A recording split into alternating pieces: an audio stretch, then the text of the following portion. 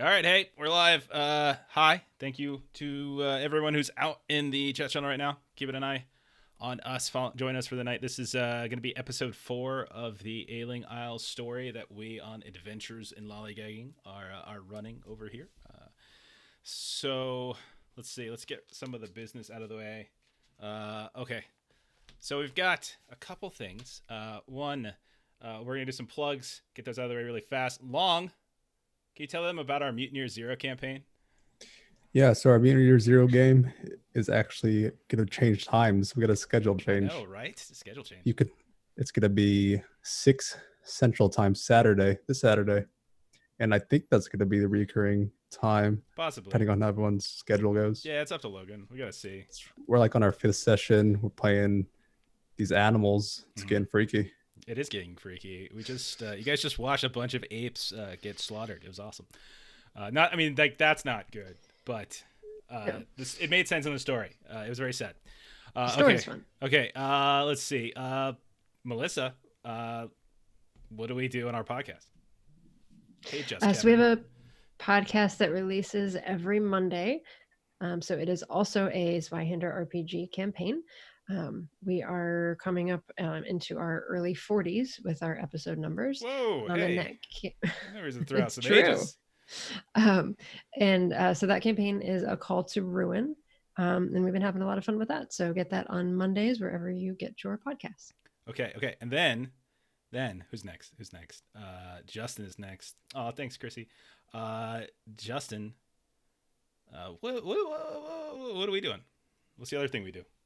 Well, we started our podcast on the MCCU this week. I got to release that. I actually haven't finished editing it. You had a lot of coughs. You were coughing a lot. Are you okay? You feeling all right? I haven't stopped. I've been coughing. I had a upper respiratory infection, I'd say a month and a half ago, but It takes forever for coughs to go away for me. So That's why I always mute myself. You always see me like this because I'm always coughing. But we do a little podcast called Lollygagging Podcast, where we talk about TV and stuff. This week you went on a rant about Battlestar for about 30, 70 minutes. There's like 15. Calm down. There's been a Battlestar Galactica marathon this week on Sci-Fi Channel, and I've gotten caught up with it. So this week I've been doing 2 things. I've been grading papers, and I've been watching Battlestar Galactica. So that's been my whole week. It's been the proper use of time when you're supposed to be working. I've been sort of professional. And then we're starting a journey. Me and you are going on a journey together to find a rewatchable show from the early 90s to late 80s. Yeah. And we started this week with Highlander. Spoiler alert for the episode. It went great. First episode we liked. Second episode, went downhill. But yeah. It was a very special episode of Highlander. Yeah. So it was very interesting. Okay. So that's the Lollygaggers Podcast. You can find us on he doesn't even know. He doesn't know. We've been doing this for Spotify, almost 2 years. He doesn't know. All the different types of things. Literally anywhere you get podcasts. And I think we're on episode 69 plus 17. Plus 18, you idiot. Plus 18? I was close. You're close. You're actually 18. Pretty close. Yeah. Okay. So, yeah. All right. And then, Ashley, you know what that means? It means you get to do the summary. So, Ashley, the punishment. Ashley, what can you tell the story so far? What's going on in this campaign? Can you do it really quickly in a minute or less? Okay, we were on a boat. Boat crashed. We landed on an island. We're in a sanitarium. Whatever. A bunch of people, we don't know each other. We got locked into separate wings and had some weird stuff happen at night. And then met back up during the day, complained a lot. So we're now all in one wing. And then we had some weird stuff happen at night. We followed a blood trail. My friend's sick. Melissa met some people. And now the boat's gone. Wait, Melissa met some people? Or not Melissa, Big Sis met some people as. Big Sis, you met some people? Yeah. I found someone that I was looking for. Right. Okay. She found her guy. Yes. She met people from our other campaign. That's not important. So hey, should we touch on this whole personal quest thing? So one of the things that we're experimenting with this little adventure is for alternative ways to actually gain reward points. So if you play Zweihander, you know that basically you get 100 reward points pretty much every session, right? Like you get 100 reward points, and there's other ways that you might like house rules some gaining of RP or something like that. But one of the things we were trying is doing like these little personal quest things to help sort of flesh out characters and give each character their own kind of agency over what they want to do in the in the story and that kind of stuff. Have their own little moments on the side. Do y'all want to quickly kind of like go over generally? You don't got to say specifically what your thing was, but like really quickly, like what kind of tasks or what kind of interests were your characters chasing when we started this adventure? So long. Yeah, I've got to interview either nurses or patients about Dr. Igman. Yeah, it's being the antiquarian, it made sense, like researcher type, kind of learn about the person. Big Sis, what was your thing? I was looking for an escaped prisoner. Mm-hmm. So I'm a jailer. My family has an interesting business back in Apfelgarden, and so I was looking for a jailer who needed to be a jailie that needed to be brought back. Are they called jailies? That was the prisoner. It worked. Jellies? It worked. There you go. Okay. Jelly. She was looking for jelly. She just really wanted some jelly. All right, and then Oscar, what was kind of your shtick for your personal quest line here? It was my job to go seek out the local parish and kind of like learn about their gods, pray myself, and then also help them out with whatever they need help with. Perfect. Like that. Yeah, because you were really going with that whole like shtick of dressing up like a holy man. Your nickname's the Holy Roller. You've got some ideas in your back, so it makes sense. And then Ashley, what was Florence's kind of alternative path that she was kind of looking to investigate further? Her friend Daisy's just always been kind of sick her whole life, so she just wanted her to go on an adventure, and then by the fates decided kind of see if she can get her some medical attention. Sure. Yeah. Okay.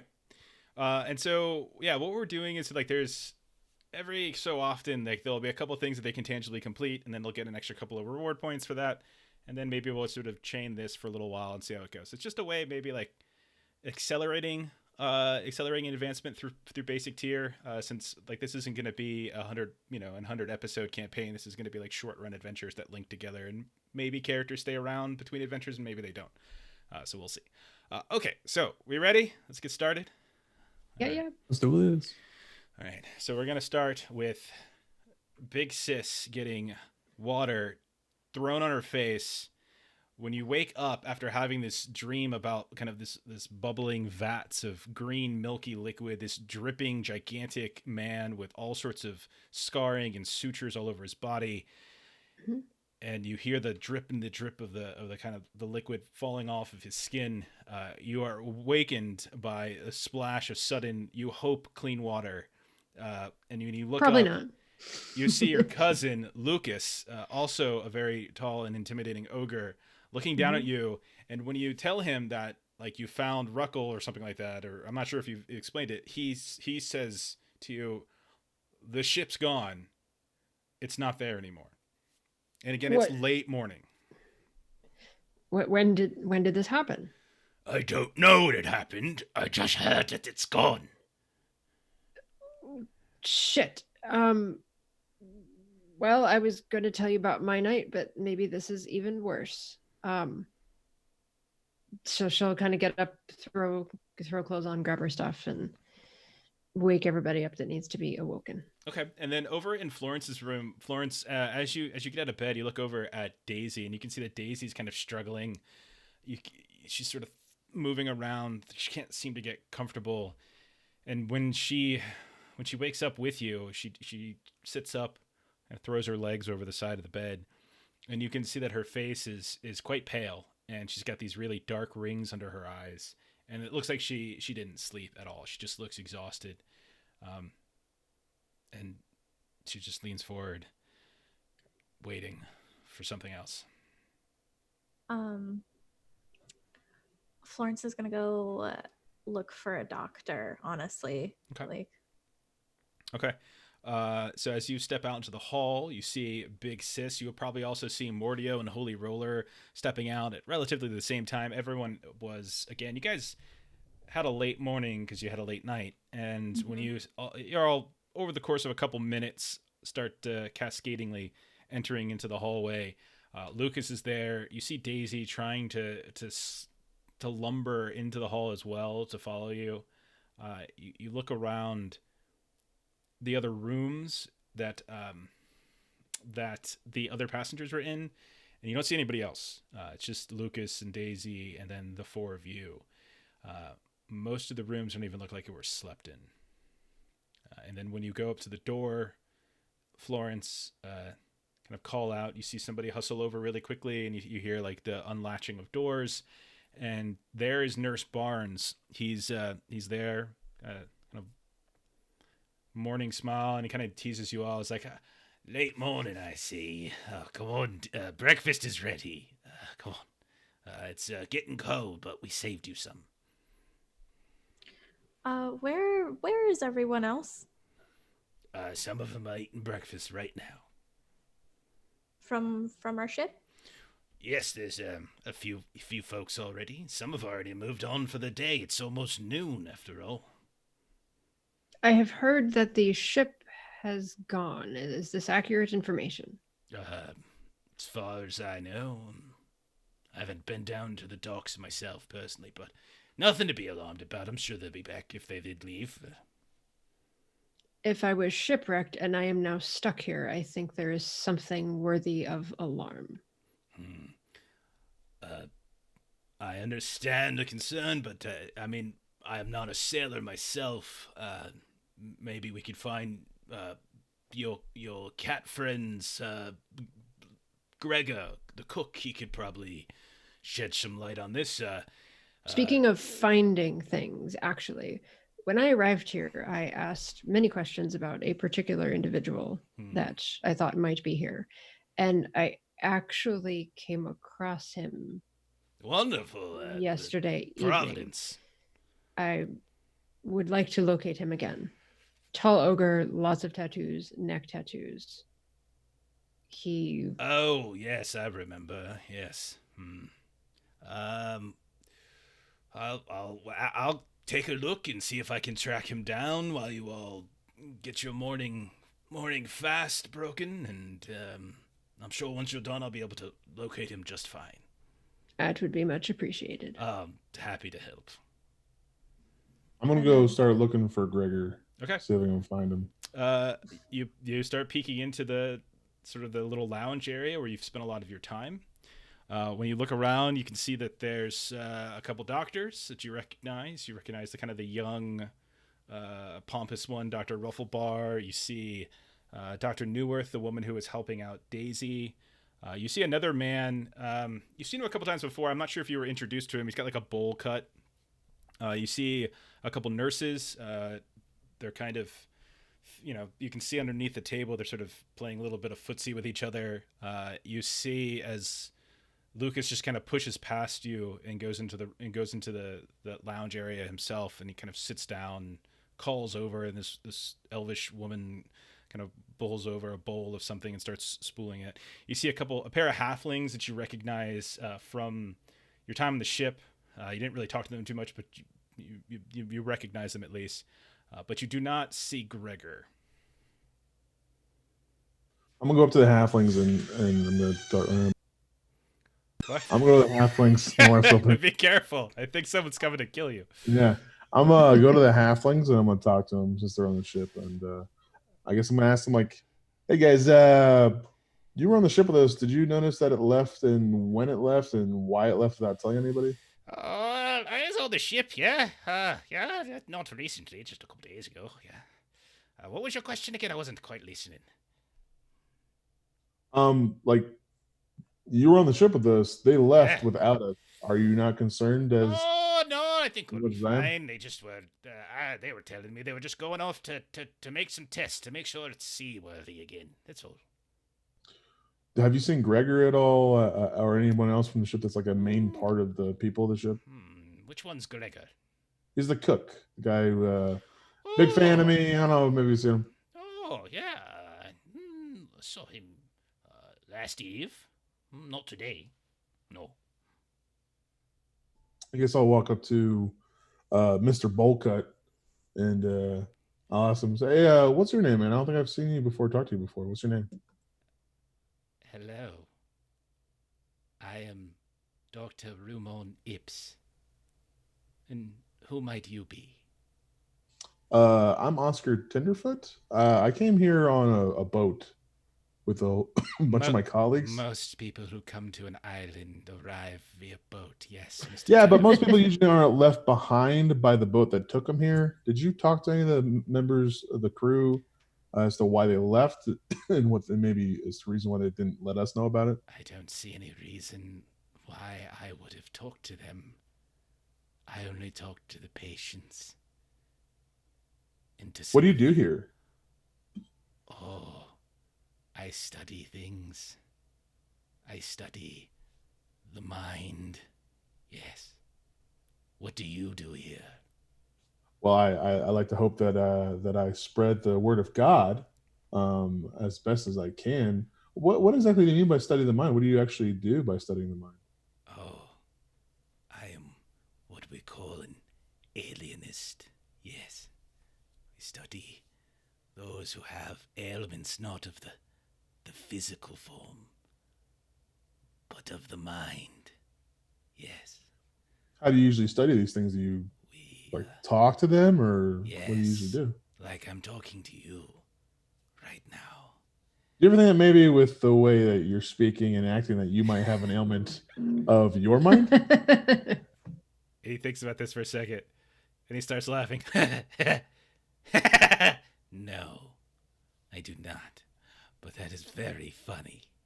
It's just good that you're keeping up your sense of humor, considering the situation you are in. Yeah, it's a bit stressful. Last night, maybe you might know something about this. I was in a bit of a predicament. Maybe you might be able to explain what happened. We were looking around because we heard a lot of noise, some crashing glass. There's some bodies on the floor, covered in blood, and Did you let the bodies hit the floor? Walked right into that. Did you let them hit the floor? No, I think something was wrong with me. Anyways, so I was wondering, why were there dead people on the floor? Why was I accosted by 3 people that seemed as their bodies were melting, and a giant behemoth choked me out and drowned me in a giant pool of blue goo? So could you possibly It was actually green, but okay. enlighten me as to the situation that I encountered last night? Those are some fascinating delusions that you are navigating through.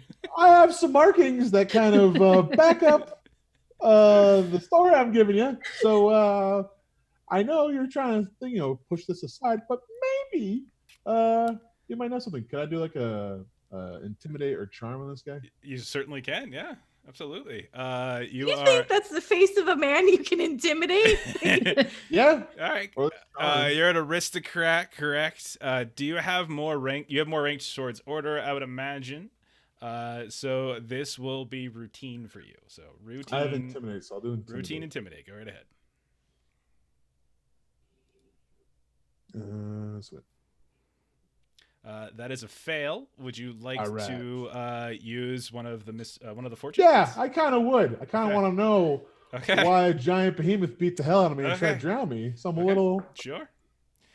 I mean, with the attitude that you're showing, I mean, I kind of understand. Oh, that's boy, you're really cutting it close there both ways. But yeah, it looks like a success. Yeah. There's no reason to get excited. There must be. There's a few reasons. There's a couple reasons as to why I'm excited. I'm sure there's a way out of here. But to answer your question, I don't know why all of those things happened to you.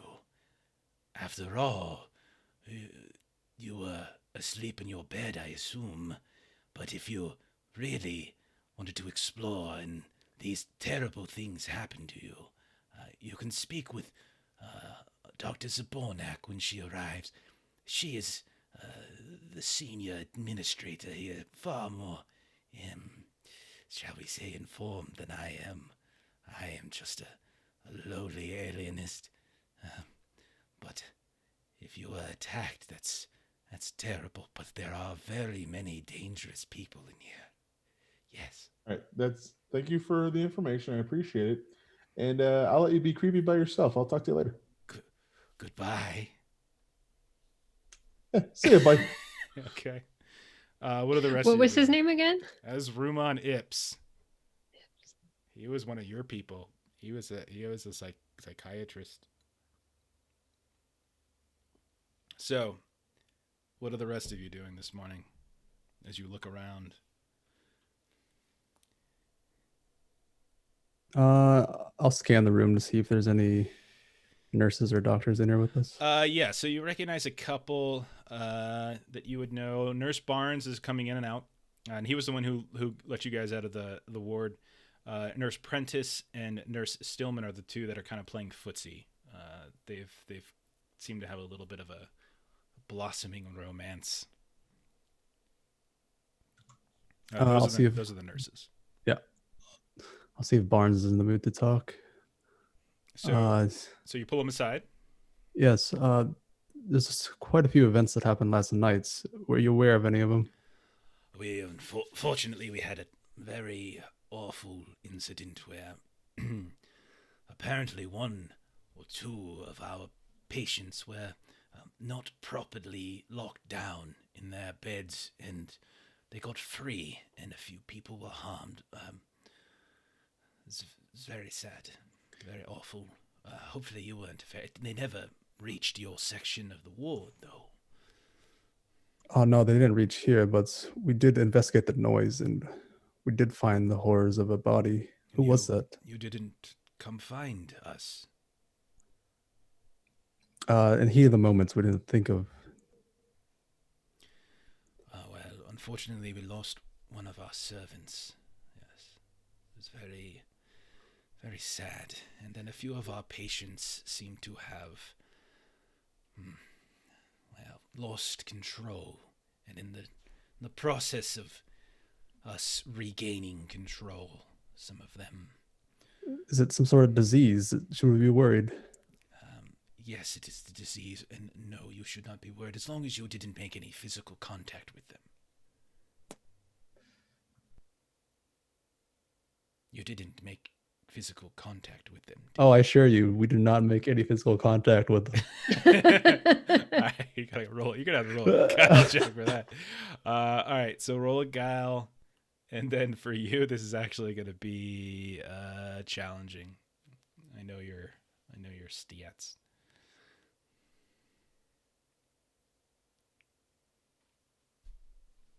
Pass. Okay. Oh, good. That would have been awful. We would have had to. Well, let's not talk with what we have had to have done. We've avoided. Meanwhile, I'm sitting on the side like this, like. Right? Can you let us know what kind of disaster we avoided? It's all very technical, but it is a very terrible condition that you just lose control of one's mind and inhibitions, and as the condition grows over the course of time, you become more aggressive. Is there a name for this or a way to stop it? We've only recently discovered it. There's not in any of the medical texts yet. This is one of the things we do here. We advance knowledge of the industry, and I'm sure one of the doctors will be able to name it accordingly in due time. I see. Well, thank you. You are welcome. I'm very sorry again, but might I recommend, if you hear bumps in the night or something, perhaps remain in the relative safety of your room. That is why we gave you them, after all. For your own safety. For sure, right. Yes. I'm gonna hurry to the others and tell them okay. about this. I'm like, what? What? Right. Just remember, it's not a very big room, so people can hear you. So just be careful how how loud you talk. We're good, guys. We're good. No, that's not what we heard. We're okay, so as you all kind of sit down, one of the servants starts spooling out breakfast and stuff. Kind of, it's a little cold, but I give it to you, and she just leads in. Is there anything else I can get for you? Is it possible that we would be able to speak to someone in charge of this facility? Oh, I am not. I'm just a lowly worker. Speak with Nurse Barnes or one of the doctors, or Dr. Zabornak when she returns. Yes. Do you know when she is expected? I don't. And she just today. She's just slowly moving. I don't know. And then kind of backs away and disappears.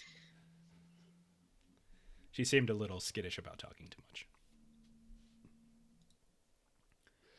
So I feel like there's just going to be a little bit of internal discussion about what the hell we saw last night and sure. How exactly, Florence, how your friend came to need treatment and somehow she's hiding in a bloody room. This is not a place we want to be spending a lot of time. You're telling me that there's like some contagious disease, and she's like putting her hands over Daisy's ears, and she's like, and Daisy could get it. What? And while you're doing that, Daisy is really not looking good. She's occasionally, her eyes kind of drooping, and she's getting very nauseous. You can, when you feel her, she's very clammy, and when you touch her back, you can see that there's those red welts again. Dr. Neworth comes rushing over, and she says, "You shouldn't be out of bed, girl. What is wrong with you?" And then she starts like snapping her fingers, and you see a couple of like the servant workers kind of start coming up, including like the woman who fed you, and they both kind of try to help her up and bring her back to her room. Bring her back to her room. She can't be up like this. So Big Sis is going to get up and insert herself between Daisy and the other folks. Okay. She is going to stay with us. We found her in the middle of the night. She is most certainly not going to stay with you. In a very unsafe situation, and she was quite scared. So we have concerns about the treatment that she is receiving here, and Big Sis will sort of look to Florence, and Florence will be like, "It's not, the treatment is fine. She needs treatment. Just she left her bracelet and she got locked into a room, and then Florence will go to help take her, and, okay. And I do agree she needs rest." Okay, so you and two of the servants and Dr. Neworth, you disappear from the room, like poof, and vanish, and then you walk back, leaving the three of you left behind. That was unwise. I don't know why she's letting her go. This is unlikely to end well for her. She looks terrible, and this is a hospital. They can help her. Do most medical doctors' offices that you've been to have vats of boiling liquid and people in them? Is that really? Yeah, I have no idea what they're doing, but we've heard of this Dr. Igman and his ways he treats people and his studies. It's just something we don't know too much about. I don't trust it. So did Ashley go with them? Yeah. Okay. Yeah. So all the while you guys are talking, Mordio, I would say you notice it at the corner of your eye. Dr. Rufflebar is just sort of, he's got this book out in front of him. He's got a little teacup that he's drinking from occasionally. He's got an empty plate of food next to, or an empty bowl of food next to him. And periodically you see him just kind of glance up at you all as certain words just pop and carry across the room. And he just, and then back to reading, and then back to reading, as if he's catching some things. Doesn't seem to be outwardly saying anything. Okay, what else? Remind me who this guy was. He's the younger one who you tried to interview once, and he kind of dismissed you. Okay. The attractive one? Yeah, he's attractive. He's got like a thin mustache. It's pretty great. It was when it was the dick having a conversation with someone who doesn't understand social cues. So it was a real fun conversation between the two of you. So yeah. Yes, it was. Okay, so as the morning kind of continues to progress, I need all of you to go ahead and roll a toughness test, as maybe it's just in your mind, but some of you are starting to not feel great. So go ahead and roll a toughness test at routine, please. You're feeling a little tired, not quite getting your full 8 hours. I mean, I always take a nap, so I can see why I'd be upset. Okay. All right. Very nice. I failed. I thought I was solid, but Big Sis is feeling great. Very nice. Y'all a very tough group. Okay, Morty, did you want to re-roll that with a fortune, or are you good? No, it's okay. Okay, so go ahead, and you're going to take 4 points of physical peril, as you just didn't quite feel 100% this morning when you woke It doesn't up. quite drop me. Yeah, in peril yet. It was a pretty bad roll. Okay. All right. So by the time Florence gets back, shortly thereafter, we'll say Dr. Zabornak arrives. Dr. Zabornak is a little older woman. You've met before. You know that she's basically in charge of the hospital. There's really only Dr. Ingman is higher in terms of rank, basically. And she arrives with kind of a big, bright smile on her face, and she's got a person in tow with her. She sees everybody, and she's like, I have wonderful news for everyone. Wonderful news. First off, this is Till, and when you look, you can see it's the guy that you all saved your first night on the way here. You can see his arm is in a pretty heavy sling with all sorts of heavy bandages wrapped around it. You can see that he's got other bruising here and there, and he's got a noticeable limp, but he seems to be mobile, ambulatory, etc. And he steps in, and she says, "Now, Till, these are the kind individuals who helped you when the roof caved in on you that night. So I think you should give your thanks to them."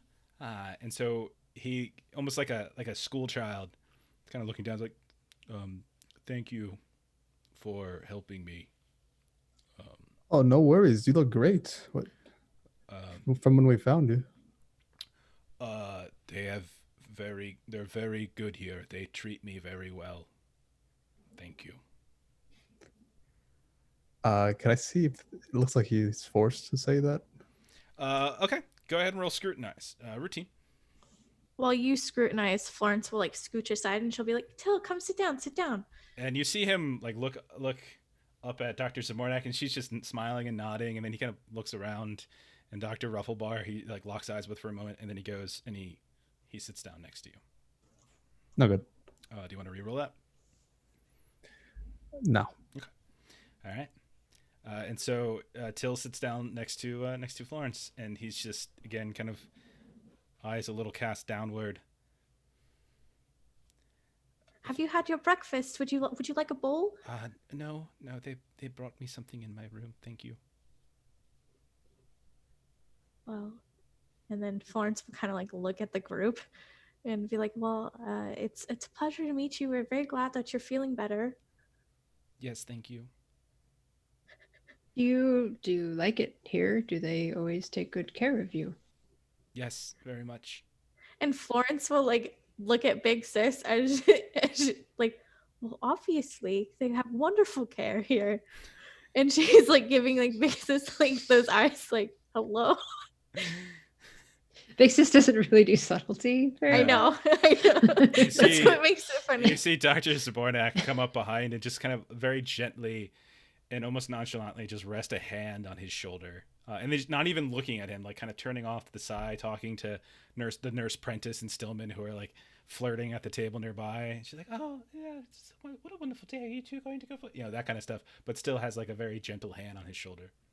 And Florence will stand and she'll approach Dr. Zabornak, and she'll put a hand on their arm, and Be careful with that, dear. That's his injured one.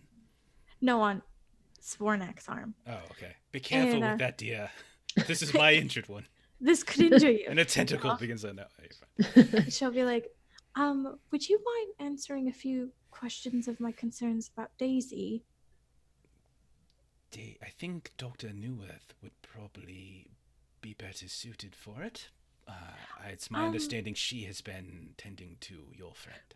Primarily, I just had a few other concerns that maybe you could answer. Certainly. Shall we get some privacy? Yes, that would be lovely. And so she leads you out and into this little study room. It's the same room that Mordio was in before. His books all over the place and everything. Yeah. What is it that I can do for you?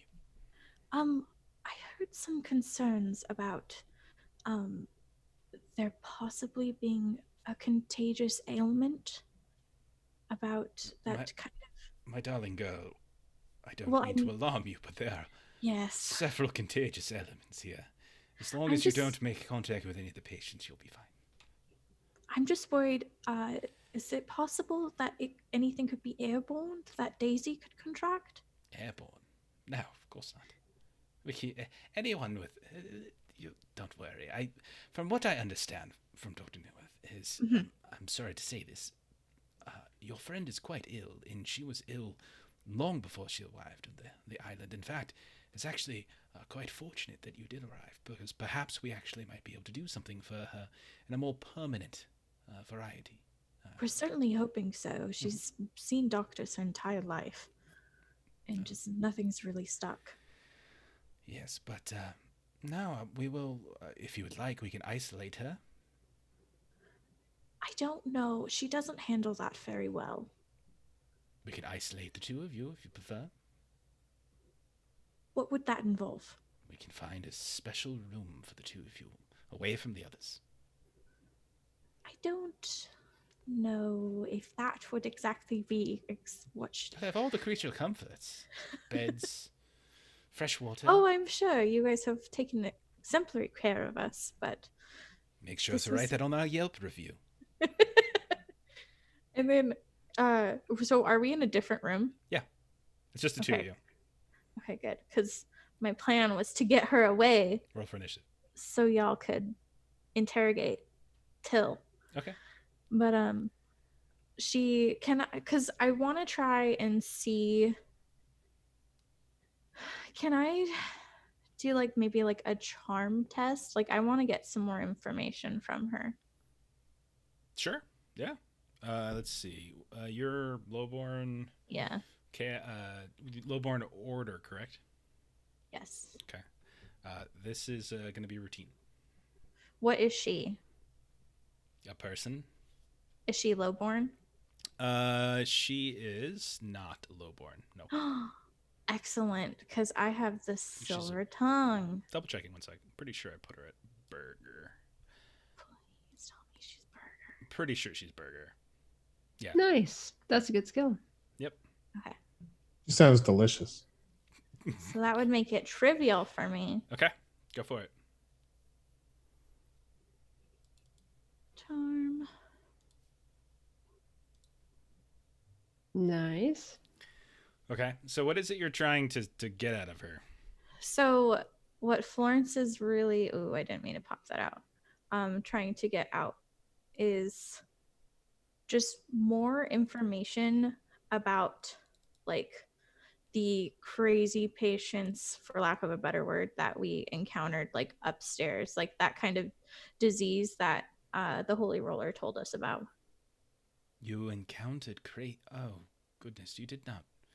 We didn't touch them. Oh, thank goodness. Unfortunately, I would have insisted on a different course of action if that were the case. Unfortunately, a few of them are suffering from a very acute and very dangerous virus that we're still exploring. We're still trying to learn about.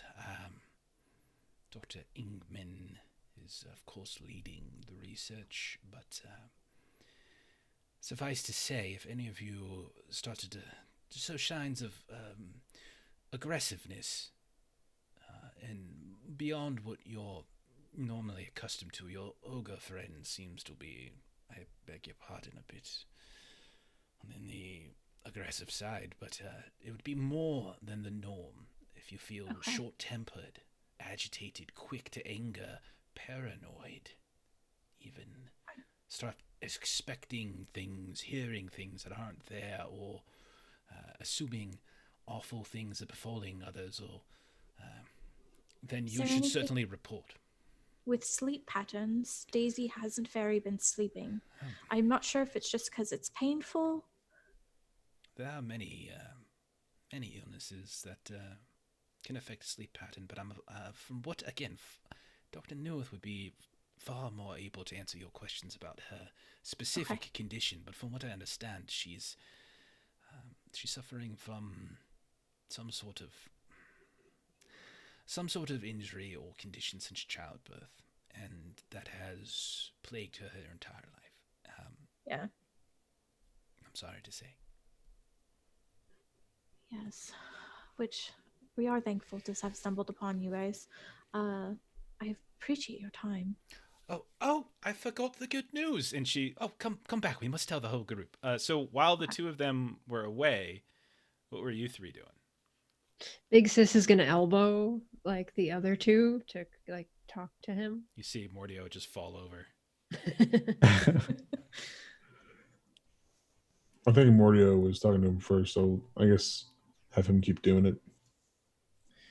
Yeah, Till, so how you feeling after we found you? Better. Do you remember what happened? It's pretty tragic. My friend and I were sent to secure the dock storage, and the roof came crashing in, and then I don't remember anything after that. How have the people been treating you here? How'd the medical procedures go? Is everyone okay? Are you okay? I'm much better, thank you. If not for you, I could have... worse things could have happened. You seem a little tense, to say the least. Are you all right, buddy? You okay? Is anything going on? I'm fine. Did you live somewhere on the island? Is your home around here? I live in the Groundsfolk village to the east, but I work here sometimes. Can I try and charm him to kind of open up a little bit? Whatever you like. What do you want to do? I'll charm him. Okay, so let's see. You're an aristocrat, huh? Do some calculations. This will be challenging for you. Big Sis would like to scrutinize him while these discussions are happening. Go right ahead.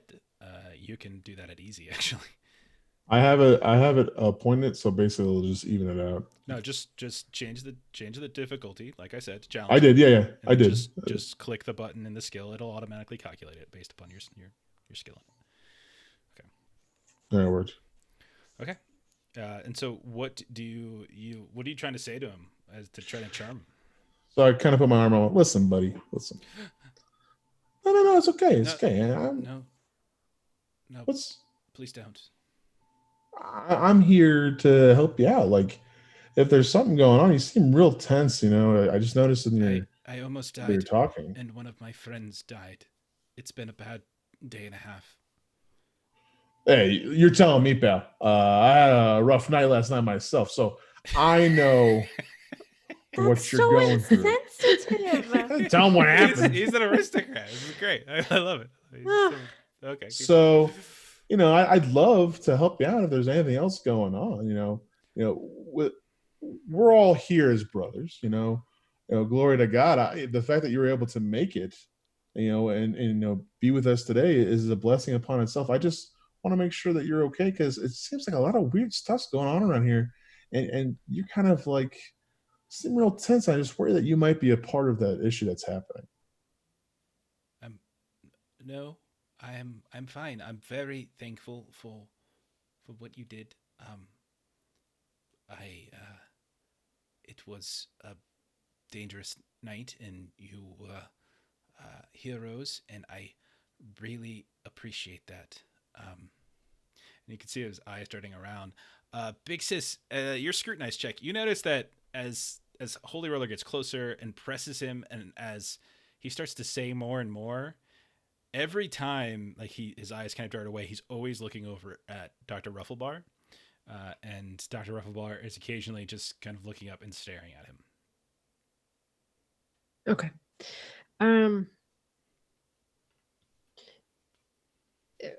Where we're sitting, is there any way to kind of block Dr. Rufflebar's view of him? The only thing you can really do is literally stand in front of him and talk to Dr. Rufflebar.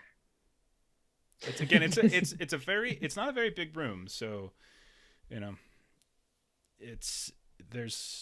could certainly block his view. Whether you could muffle the sounds, I don't think so.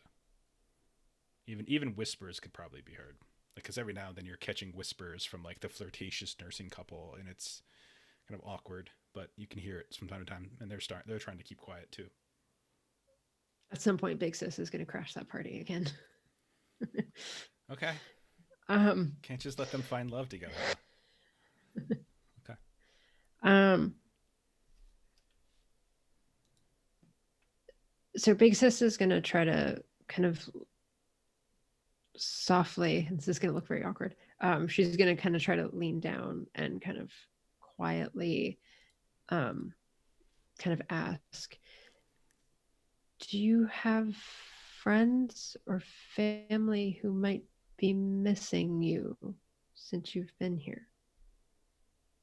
No. Because you don't live here. Do you live with family? I live on the Groundsfolk village to the east. Right. That's where we all live.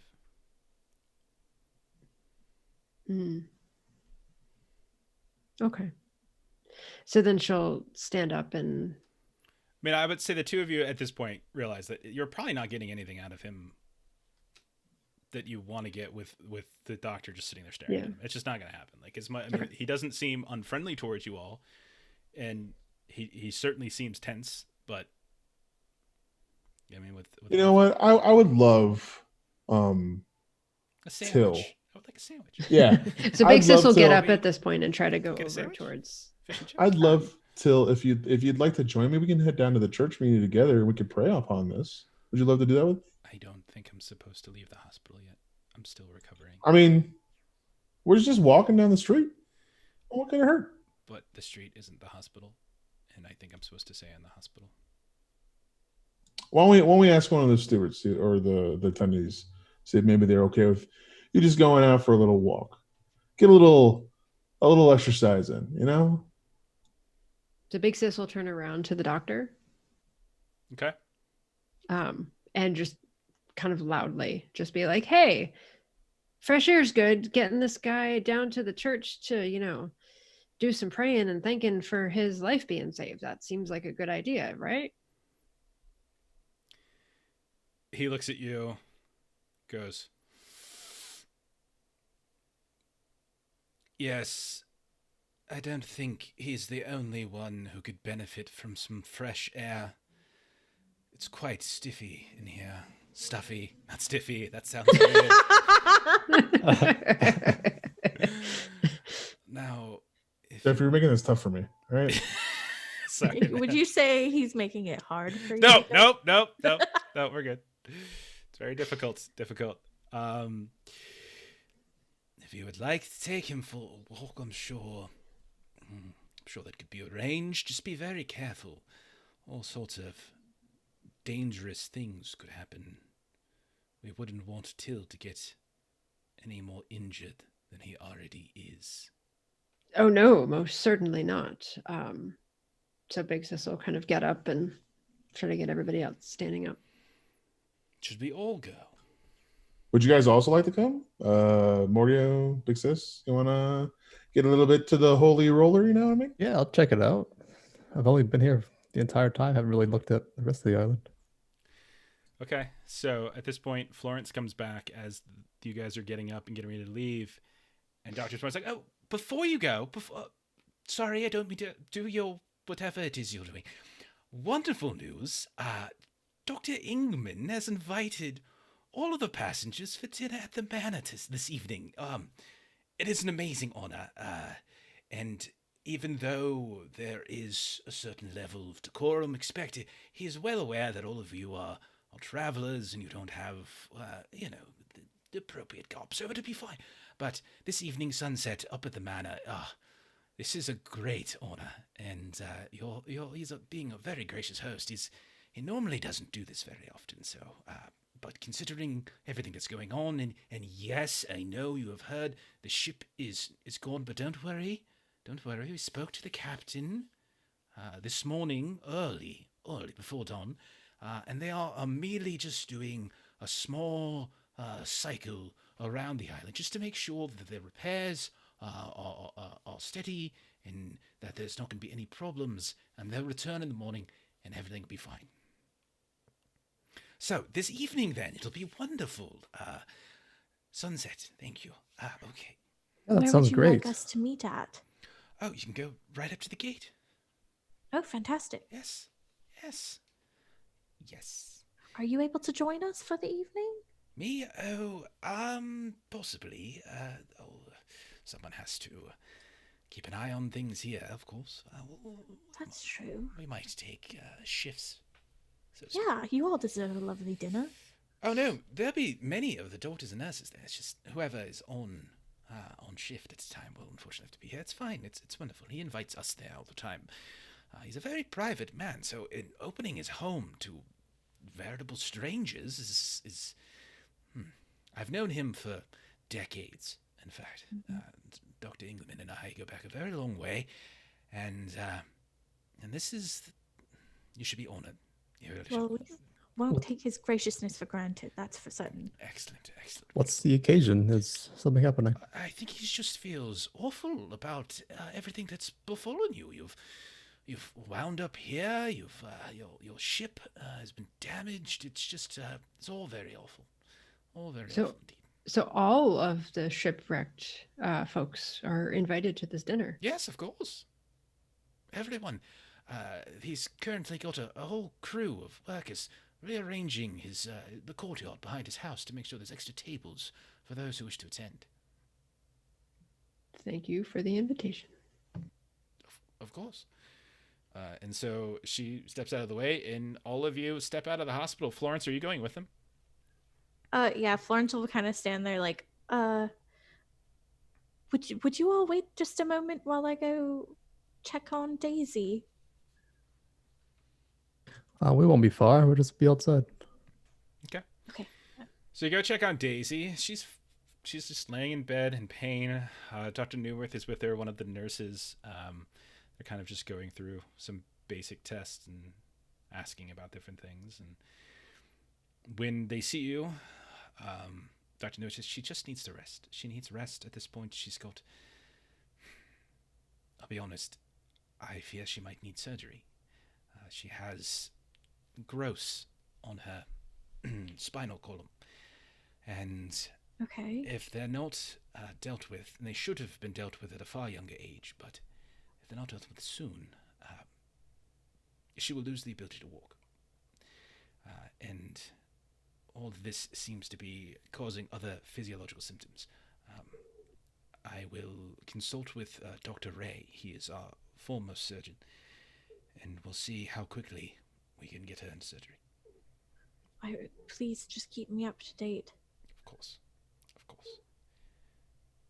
And Florence will briefly fuss with Daisy, like out of the way, but like just kind of like petting her hair, trying to help get her comfortable. And then she'll say, well, I'm going to walk with Till down to the Abbey or the church, I guess. Okay. And I'll be back and then see if Daisy's okay with that. Do you want me to stay? She's completely like knocked out. And she's just out of it. Okay. Yeah. She's like, go. Okay. So you all head outside, and as you're walking with Till, like kind of he's there, kind of shuffling, very easily. You can see that there's another person who is walking behind you all, probably about 15, 20 yards behind you. That's one of the servant women from this morning who is, filling up bowls and things like that. She's just kind of there. She's got like a big laundry basket in her on her side that she's holding on her hip, and she's just sort of watching at a distance. But Till gets out, like you leave, and what do you guys want to do? It's a nice day, beautiful out. Let's start going towards the church. Okay. As we're going, is this person just going to keep on? Is they still following us? They seem to be following you. Yes. Like, how far back is she? 15 or 20 yards. Not making any attempt to hide it, just slowly walking behind you. I guess so. Till, like, why don't you tell me a little about yourself? I'm just curious about the people of this island. Were you born here? Did you grow up here? Did you move here? And like, how about your family? Let me know a little bit about you, buddy. The village I lived in ostracized me and some of others here because we were sick. This was the only place that would take us in, and they saved us. What were you sick with? Do you know what was the matter with you? I don't remember. I think it was a disease. How'd you feel? Like, what was like the things that were happening to you? I would rather not revisit that terrible time of my life. How long ago was this? Do you know? About 10 years ago. So you've been living here for 10 years. Have you made any friends, any family here? Any like? Yes, as I told you in the hospital, my best friend died a day and a half ago. You seem to have forgotten. It's a shame. Mm-hmm. I wish we were able to get there sooner to help you out. It's tough when that stuff happens. But these things happen for a reason, I suppose. There's definitely some weird dogs on this island. He kind of hesitates at that, a little confused. Yes, very weird dogs. There's like 2 of them near you when we found you.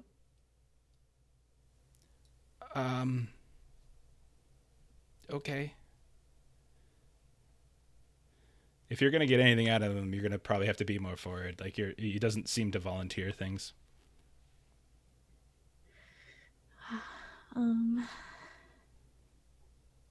Let's see. Listen, pal. Something's going on this island. All right, I'm gonna be straightforward with you. Last night I was almost drowned to death in a pool of goo by a behemoth sewn together with staples. All right. It was a rough night, to say the least. And you were also attacked by these crazy dogs that ripped your friend apart. Things are not great here, to say the least. Okay. And I'd love to help you because obviously you're a little upset too. So, I'm fine, as I've said many times. I am fine. You say that, but your eyes and your body language say differently. So I'm just here to help. What's the deal, pal? He kind of looks behind. They were not dogs. And he kind of really starts to stutter and stumble. I keep certain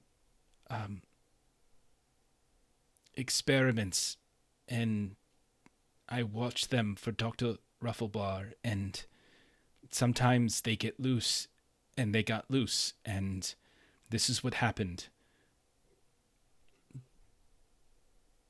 Can I go back now?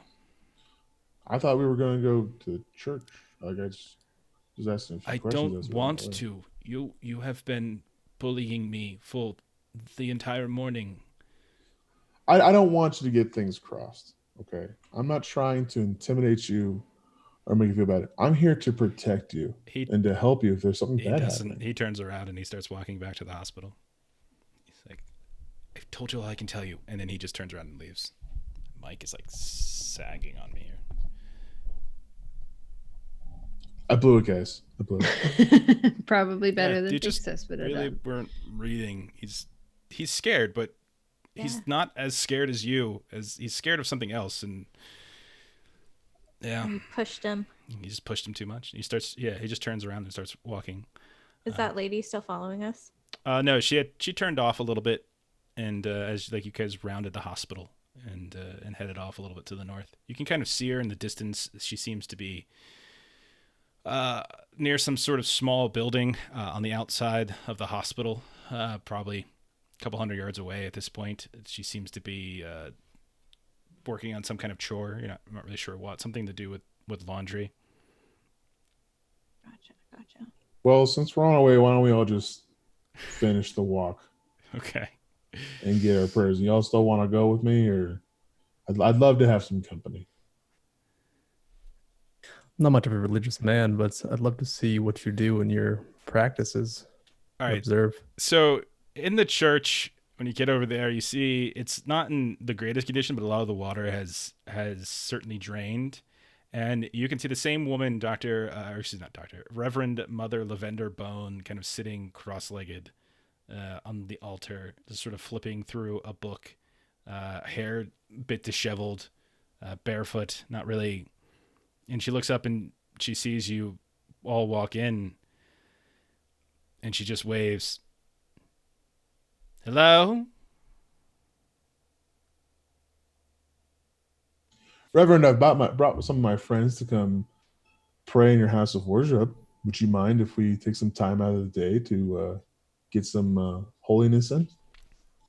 Do what you have to do. And she just flips a page. Pray away.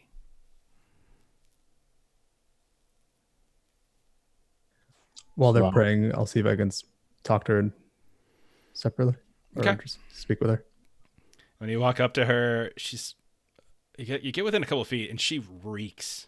She is just stank, and like there's flies buzzing around her and everything like that. You can see there's a small plate of food that she has off to the side that's been half eaten. You see bugs kind of crawling around in it. It's like it's been sitting out for a really long time. And she's got this big goblet filled with you imagine as wine, and she looks at you. Walter, can I help you with? Hi, you look like you've been at this island for a while. Do you know much about Dr. Ingman? The glorious Dr. Ingman. Yes, I know him very well. And how do you know him so well? Did you work with him? In a manner of speaking, yes. Well, he's inviting us for dinner later. Is there something? How interesting. I suppose my invitation will come later. Oh, he's saying he's never invited you. We don't always see eye to eye on everything, but in the end, we usually get along just fine. As long as he knows his place. Is there some sort of boundary? Something he shouldn't be overstepping?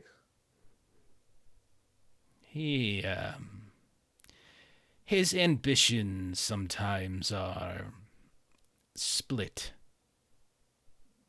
Sometimes he advances the cause of Dr. Ingman more than the rest of his pursuits, if you understand what I mean. Okay. And I can't help but notice, is this smell, is this a religious choice of yours? Sorry, just look at it, Justin. No. I'm sorry if I offend you in my state. We don't have many bathing facilities here. I see. Well, when we meet Dr. Ingman today, I'll let him know that looks like you're doing well. Tell him whatever you like, dear. I could care less. Couldn't care less, goddamn. Okay. So your praying done. What's next, guys? When Holy Roller is finished, she'll call you over. Whatever your name was. Oscar. I meant Oscar. If you say so. You were interested in attending services. Was that correct? Yeah, I'd love to be a part of your... That's fine. Yes, would have sufficed. All right. If you could be a dear, there are a few things I need to prepare.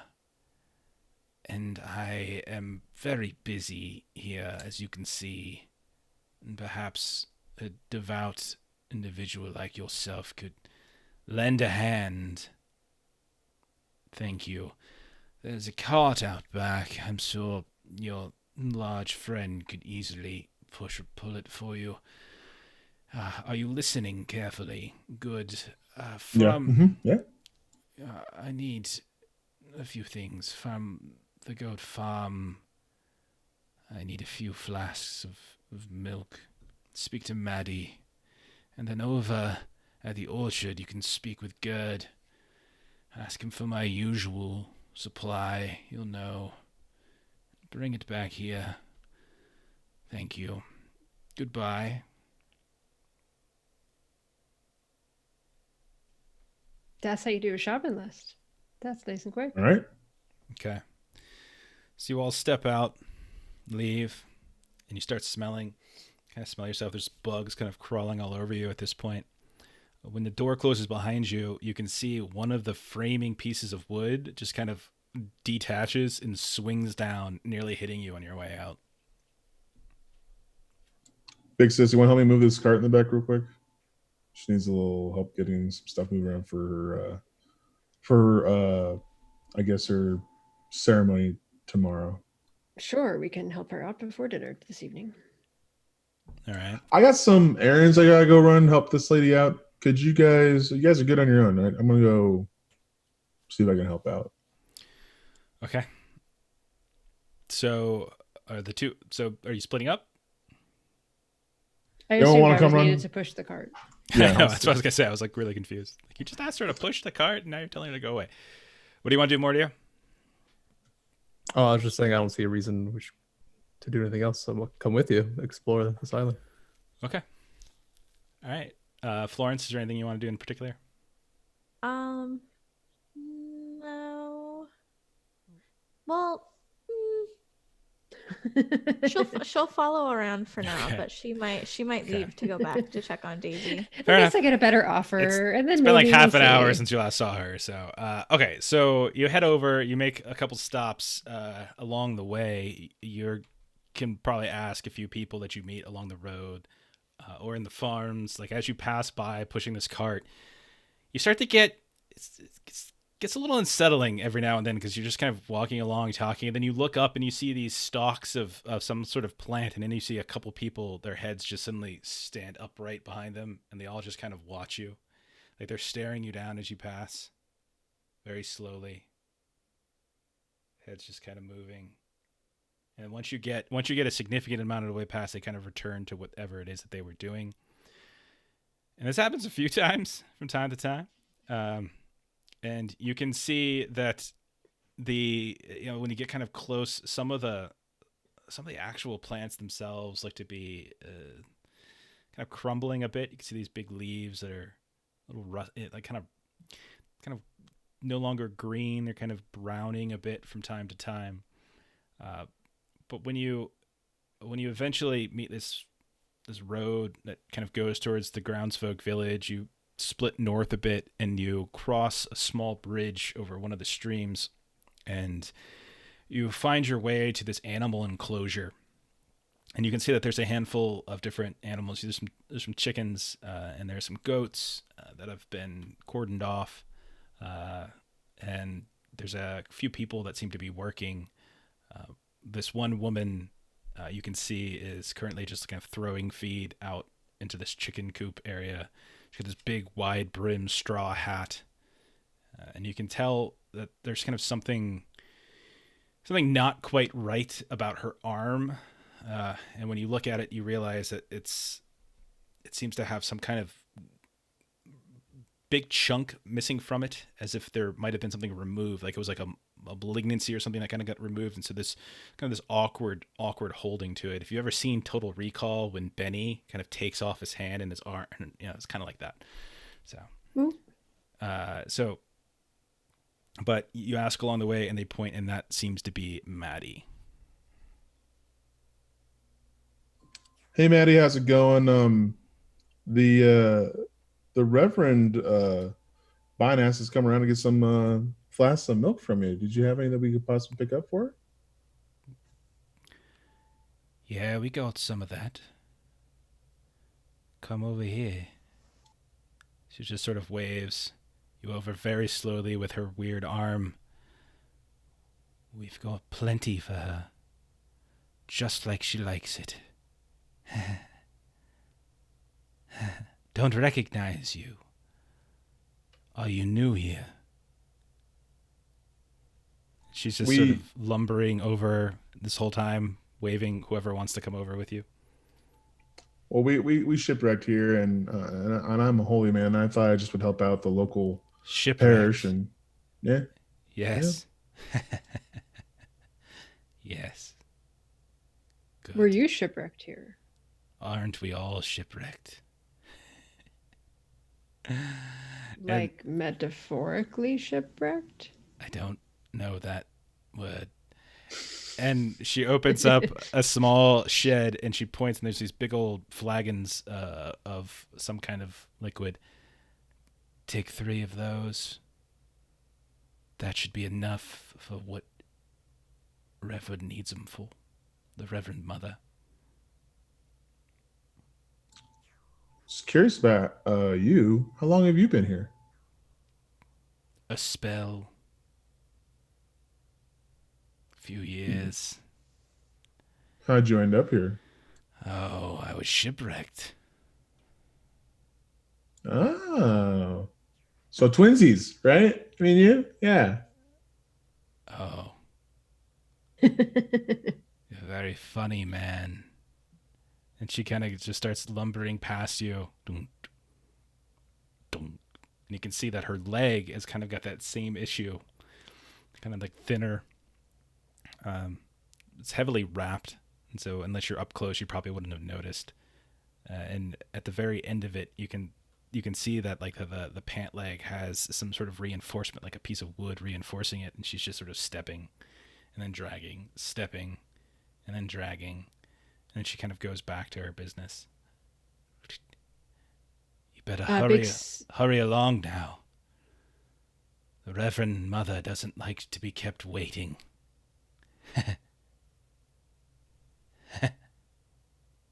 Big Sis will ask, did your injuries happen before you arrived here? She looks at you. Little bit. Some happened after. Hurry along now. I have work to do. She's just throwing it out there. All this. Each of the chickens are just sort of chasing after each other. What farms did we pass? What type of crop was that we passed? She looks to the south. And she shrugs. No one tells me anything here. I just mind the animals. Like all kinds of animals? Florence will ask. No, just these. Big Sis wants to scrutinize or something. Like, what Go ahead. Go ahead. I mean, she's all messed up. You can definitely tell she's messed up. Yeah. With difficulty.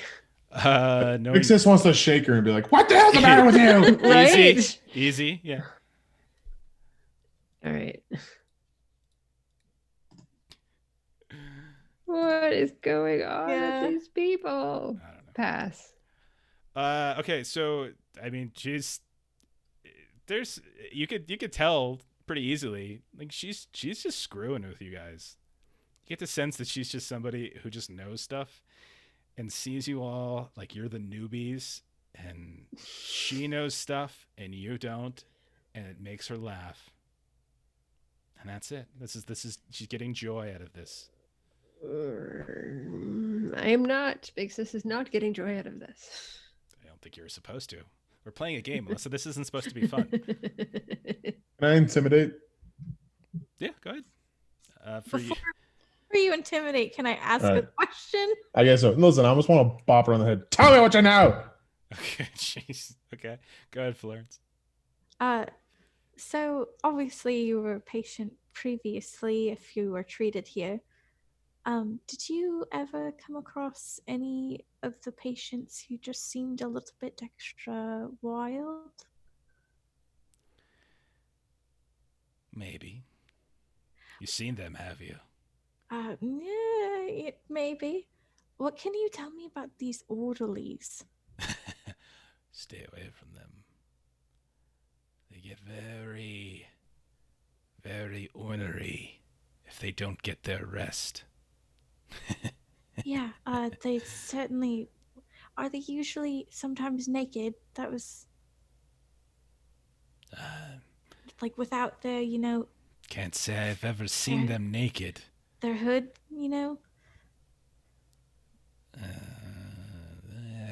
They don't have a face for public viewing. Do they sleep in, normal beds, or is it normal for them to bubble? I have no idea what you just asked. She just invented a new bed. It's not a water bed. It's a bubble bed. She just steps a little closer to you, and you can get this rancid breath. Just starts flowing out. You can see her teeth are all rotted. There's like some wooden ones in there, and she just says to you, "Just stay away from them. That's all I could tell you.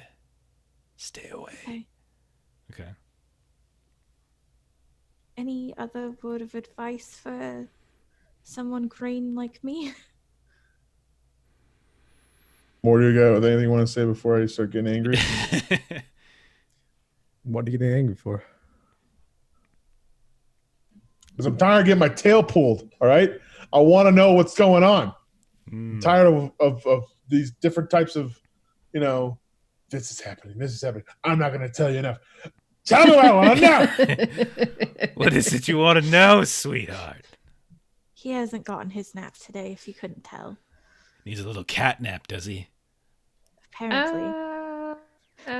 Florence is gonna just kind of like, she's worrying her hands, and she kind of turns back and be like, "My friend is sick."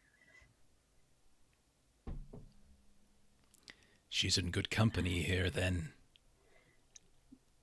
How worried should I be? She kind of looks around a bit. I'd be more worried if I wasn't sick. That's frightening. Okay.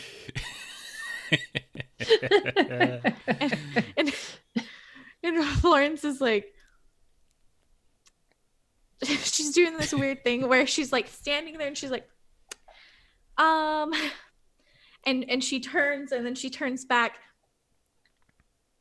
Okay. and she goes, and she's gonna start taking the flagons of milk and putting them in the cart. Okay. All right, can I intimidate now? You want a little intimidation? Yeah, go ahead. You're an aristocrat. Your order. This is actually gonna be kind of hard for you.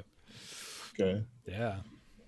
This is sort of heavy-set, strange, gnomish woman looking at you with just not a care in the world. Like, she's not like big and tough, but no, hard. Just treat it as hard. Like, she's just looking at you like she doesn't care. Go for it. Okay. Just squeaked by. All right. So you start getting up in her face, right? Listen, lady.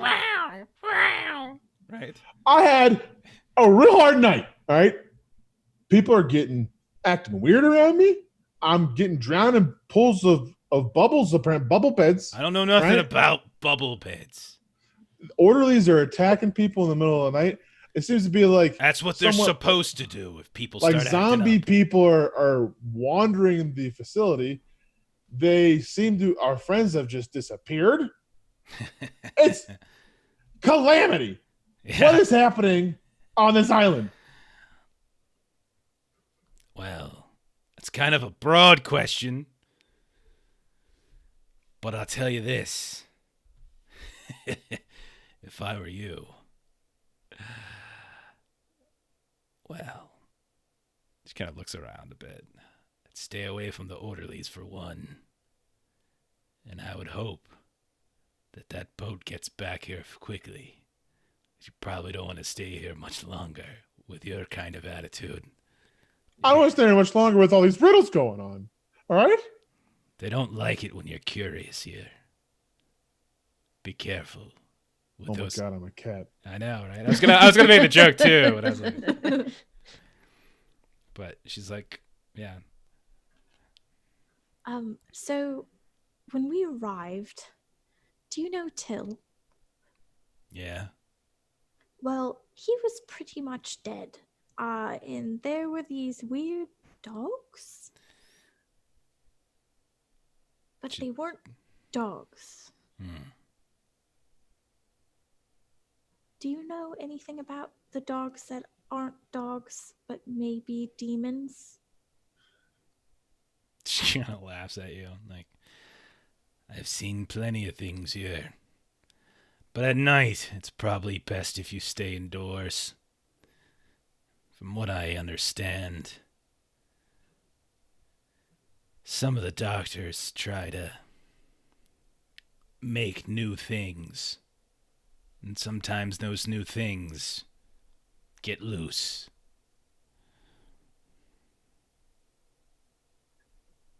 Understandable. Okay. Creation can be beautiful and terrifying. I understand. Listen, I've really got to get back to work. And she just goes back to like nonchalantly throwing chicken seed. My schedule's packed. Really want to help you guys. I am up to the brim with things to do. I'll just tell you this. You think you're in danger? You probably are. You look pretty healthy, all of you. They're going to like that about you. And then she just goes back. Could you point us in the direction of the orchard? She quite literally points. You can see it. It's off in the distance. Did we get her name? This is Maddie. Okay. Yeah. All right. Well, thank you, Maddie. Mm-hmm. Yep. All right. So you head out to the orchard. You can see there's all sorts of fruit trees and whatnot. As you crest over top of a hill, you can see there's a small shack that's built up next to it, kind of on stilts a little bit. Little staircase, a couple steps going up towards it.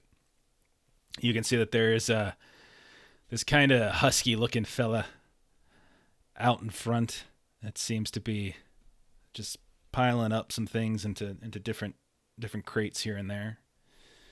And there's a few others that are working around him that he kind of orders and tells them to go. You see occasionally someone disappears into the trees and comes back carrying a kind of big basket full of fruit.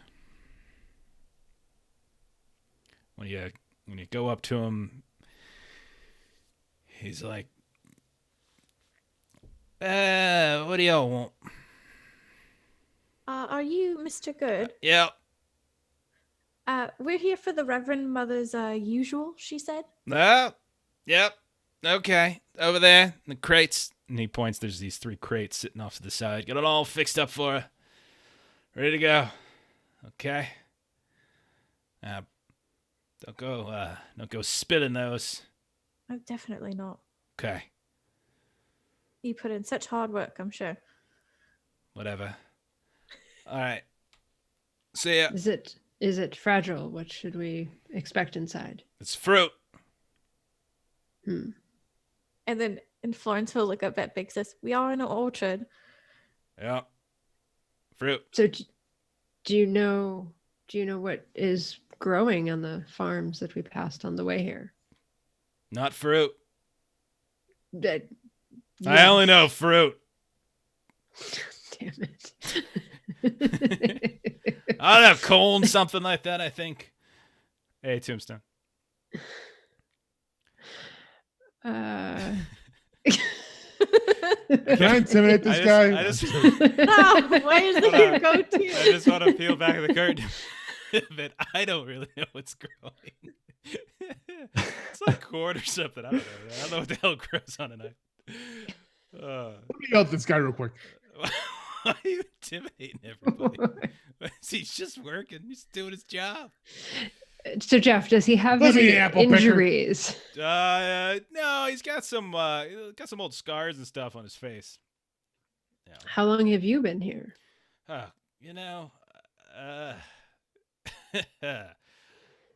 5 years maybe. We were shipwrecked. That seems to be a common way aware. of getting here. Ain't never had no shipwrecks here. What are you talking about? Oh, the woman up the road said that she was shipwrecked. She don't know nothing. She was pulling your leg. Oh. She's a bit addle-brained, you know? I did get that part. Yeah, don't listen to anything she says. Anyway. You want some fruit? Got all this fruit here. Yeah, can you tell me more about the usual? What is this stuff? It's just a bunch of citrus. Yep. It would have been funny if you were like, yeah, it's beans. This is a chicken. This is beef. I got garbanzo beans over here. You want some garbanzo beans? I'll get you some garbanzo beans. We've been staying. So many butterflies. We've been staying at the sanitarium, and I have to say it's been a stressful few nights. Listen, everyone's got the problems. Can you just let me get back to my work, please? Tell me more about these apples. I've got things to do. I need to They're red delicious. They're red delicious. Okay, calm down. Around the bush about these apples. They don't grow from bushes. They grow from trees. I feel like my headphones are gonna fly off. I'm just sitting there, just like. Man, you're having stress. I was dropped by a giant man. I want Holy Roller to roll a resolve test. It's standard. His stress levels are kicking. Are you kidding me? He needs to be like rolling it like harder That's than fine. that. It's just standard. I don't want to nuke you guys too early. All right, you're gonna take. Let's make this 2. It's rolling the dice. It'll come up. You'll take whatever +2 amount of peril. A little laggy right now. There it goes. Take 13 points of mental peril as Holy Roller is flipping the hell out right now. Like he's Jeff says, I don't want to nuke you too soon. It's a 6 and a 5. That's not so 2d10 + 2. That's pretty standard. It's been a rough couple of nights, man. All right. So he gives you the fruit. He tells you to get the hell out. He says, "Make it like a tree. Get the fuck out of here." You know, kind of. I don't know. So you guys leave. I hope, please. Yeah. Okay. Go get ready for dinner. I don't have. Well, we gotta bring all stuff back to ask your people. Okay. Back to the Reverend. Yeah, bring all stuff back to the Reverend. Okay. So as you guys are traveling back, you can't help but notice that the cart is just getting completely and utterly swarmed by flies. Just the crates, just all over the place. They're getting in your face now, and you just see like there's just dozens and dozens and dozens more maybe. What's that? Are they like? Is it like? Can we see if it's like rotted fruit? Like, what do we? Yeah, got? that's what I'm thinking too.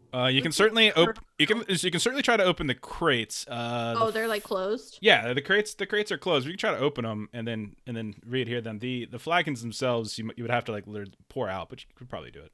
Big Sis will try to open one of the crates. So you can I sniff the flask? See if it's rotted milk. The flagon? Yeah. Sure. Why don't you go ahead and I don't think we have an olfactory test, so I know we have awareness and eavesdrop. So just make it a scrutinize. You can do scrutinize if you're sniffing it. Easy. If you're busting open the crates, you can do. Do you want to make sure that you can probably conceal what you are doing, or do you want to? Yeah, I'm not gonna like rip it open or anything. Like I want to take a peek. Okay, so you're trying to take a peek. Make an athletics test, and you're trying to do it carefully without breaking it too much. You can go ahead and do that at easy again. You're pretty big. How'd you do? She's like, ah! Okay. I got it. I'm good. Okay, so you start.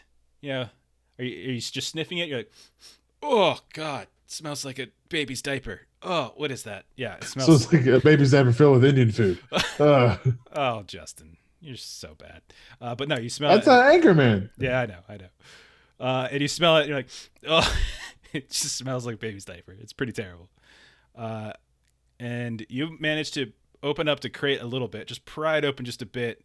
And immediately you see some flies start swooping into that little crack, and you also just get this waft of just terrible rotted scents. And you peek in. Florence looks like rotted fruit. Florence is gonna turn to Oscar and be like, "What in the world are you worshiping?" Meanwhile, Oscar's just drinking. Oh, it's the good stuff. Oh my gosh. Okay. Milk was not a good choice. See? Okay. This is not my religion, but I'm pretty sure. Is your religion? I'm pretty sure this is not in any practitioner. Stop! Whoa! You're ignoring the question, bud. What is your religion? That was a me thing. That wasn't me in character. Okay. Bud, give me 5 seconds of ramping because I forget the actual god that I worship. So your God Emperor. Your God Emperor. God Emperor. Yeah. Damn it, I can't find it. Yeah. So I worship the God Emperor, which is just I just do everything I can to help out those around me. There's nothing involved with rotten milk or fruit. And do she you is turn not. to Mordio and be like, "What do you know about the God Emperor?" Go ahead and roll an education test. Easy, Mordio.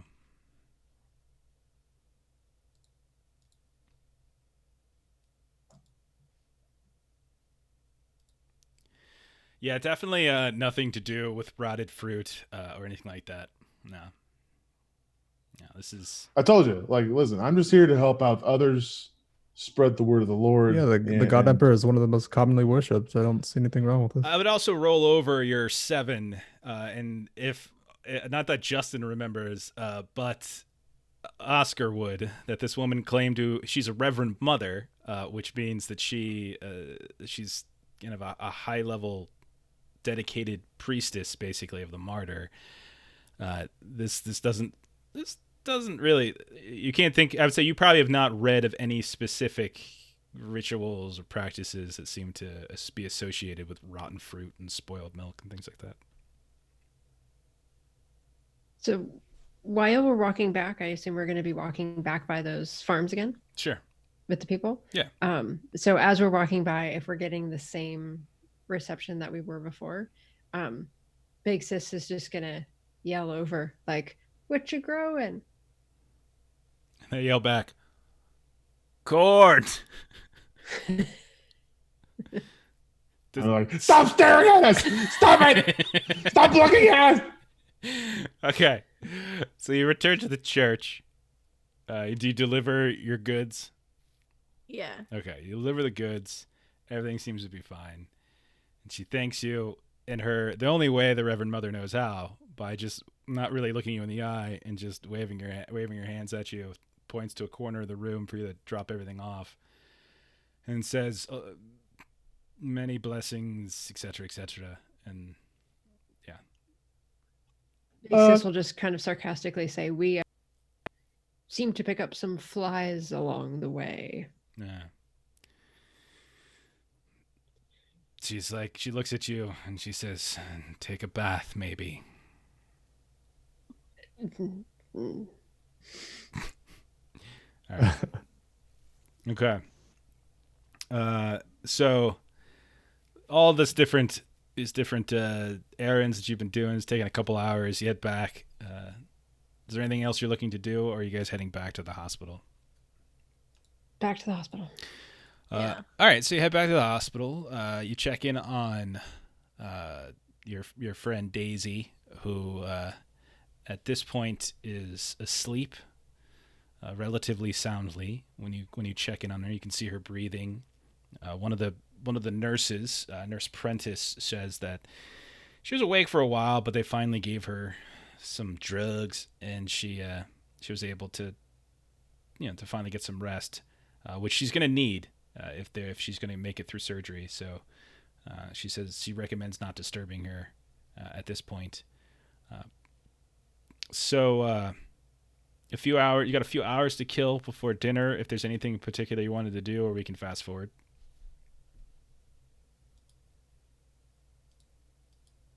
I would say let's go to dinner. Yeah. Yeah, that's fine. Okay. So a couple hours pass. Maybe you all just take a cat nap, relax a little bit. But eventually, sun begins to go down. You can see that a few people start packing up and leaving. And you start heading over to the actual manor itself. You can see off to the west, the sun's right on the horizon. It's a very beautiful sunset, all sorts of different colors in the sky, etc., etc. You can see that there's several like nurses and doctors are kind of hanging back, servants, etc. But you head up to the manor's gate, and you can see that there is a little bell right out in front of it, similar to the ones that you saw out out in front of the gate for the hospital, out in front of the gate for the island center as well. Give it a little ring. You see kind of a younger boy start running up. I got you. And he starts to open up the gate. Oh, welcome. And all guests go to the big house up there. Yeah. Mm-hmm. That one right there. And you can see there's a handful of buildings. And like when you immediately come in the gate, to one side you can see there's there's like a stable kind of garage area. You can see a couple horses. You can see a fairly ornate looking wagon. On the other side, you can see that there's like a relatively small, a little bit bigger than the stables, 2-story kind of guest house or something. You can see far off to the right, kind of to the north, basically, if you were doing cardinal directions. You can see there's another building, looks like some kind of greenhouse. And then you can see that there is a 3-story, beautiful-looking building, wonderful architecture, gabled peaks. That seems to go 3 stories high, has these really big, pointed peaks, windows all over the place. You can see that there's a couple of people who were ahead of you, kind of walked in. You can hear the sounds of music kind of barely wafting down. There's a little courtyard in the middle where you can see water kind of spouting out of some very ornate looking statue. It looks like an elephant that's kind of on their tippy toes and is just holding this this small stance, and the trunk kind of coming up. So the water is coming up and out of the trunk. Almost like the elephant's trying not to be seen. Justin's not getting the reference at all. He doesn't pay attention. Okay, so I'm sorry. I know you're trying to get it from me, but I can't. You don't remember that time we played? We were playing Ravnica. We were playing D&D Ravnica, and you were playing the elephant thing, and you tried. Oh yeah. You tried to pretend to be a fountain. And hide. Big, stupid. I totally forgot about the fountain thing. You were like, I'm gonna hide by standing on top of this fountain. I totally forgot about that. To be a statue. That was inventive. I'm sorry. It was very inventive, but it's like they see you, man. Oh, so dumb.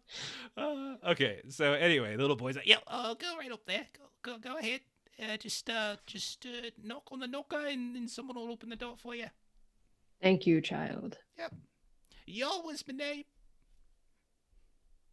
He tips us. What was cap. the name? Yo. Yo. Oyster. How, Oyster. Pleasure.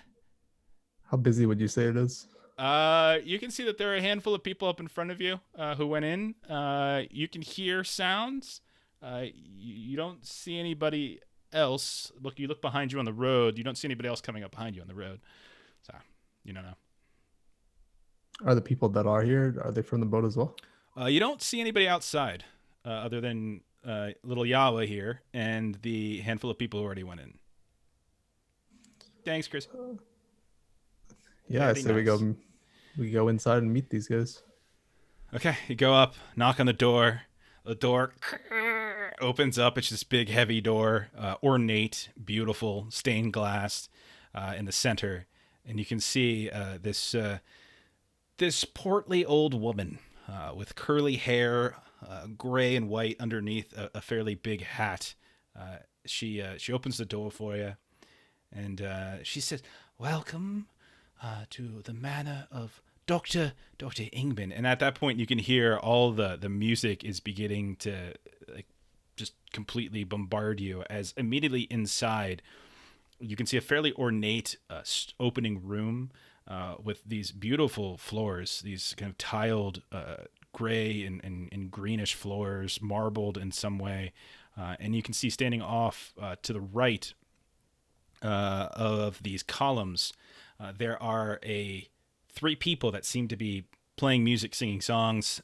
One woman seems to be periodically playing some kind of lute or flute. You can see somebody else is one of the other guys is playing some sort of string violin type instrument, and periodically they sing or hum or whatever. A couple people are mingling about that you recognize from the hospital, a couple nurses and things like that.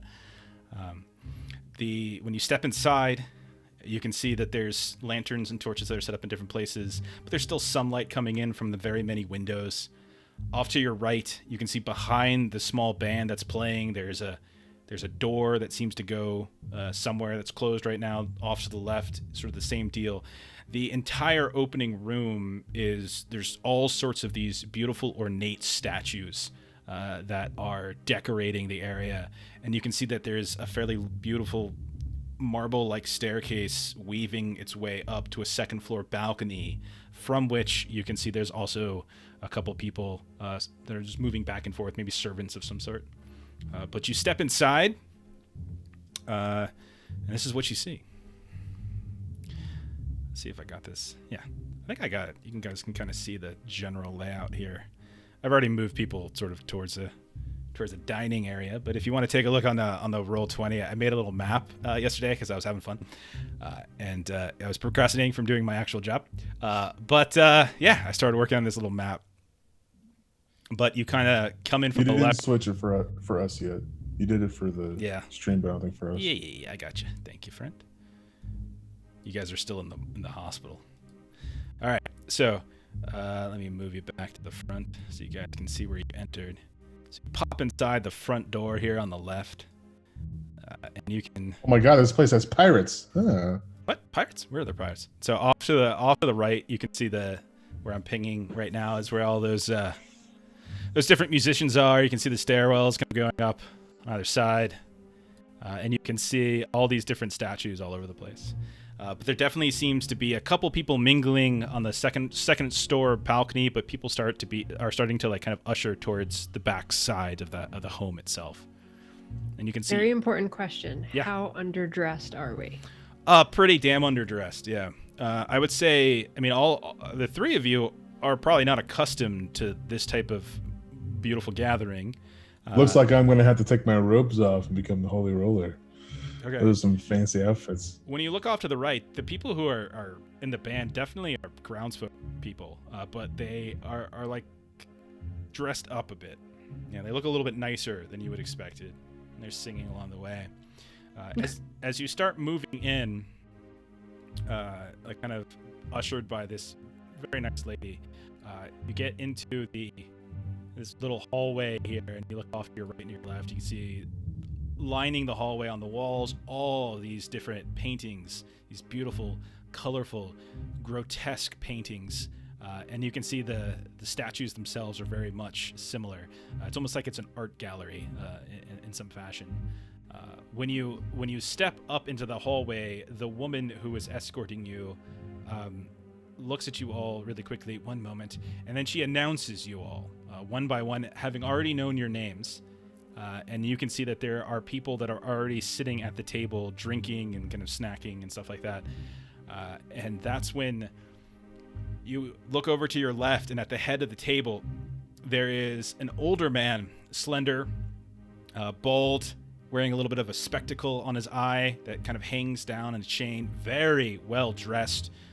This kind of beautiful suit of some kind with a very silk-like, looks like a silk-like tie, kind of like wrapping up underneath his neck. And he steps up and he walks over towards you and he introduces himself. I am Dr. Conrad Inkman. Welcome to my home. Please make yourselves comfortable.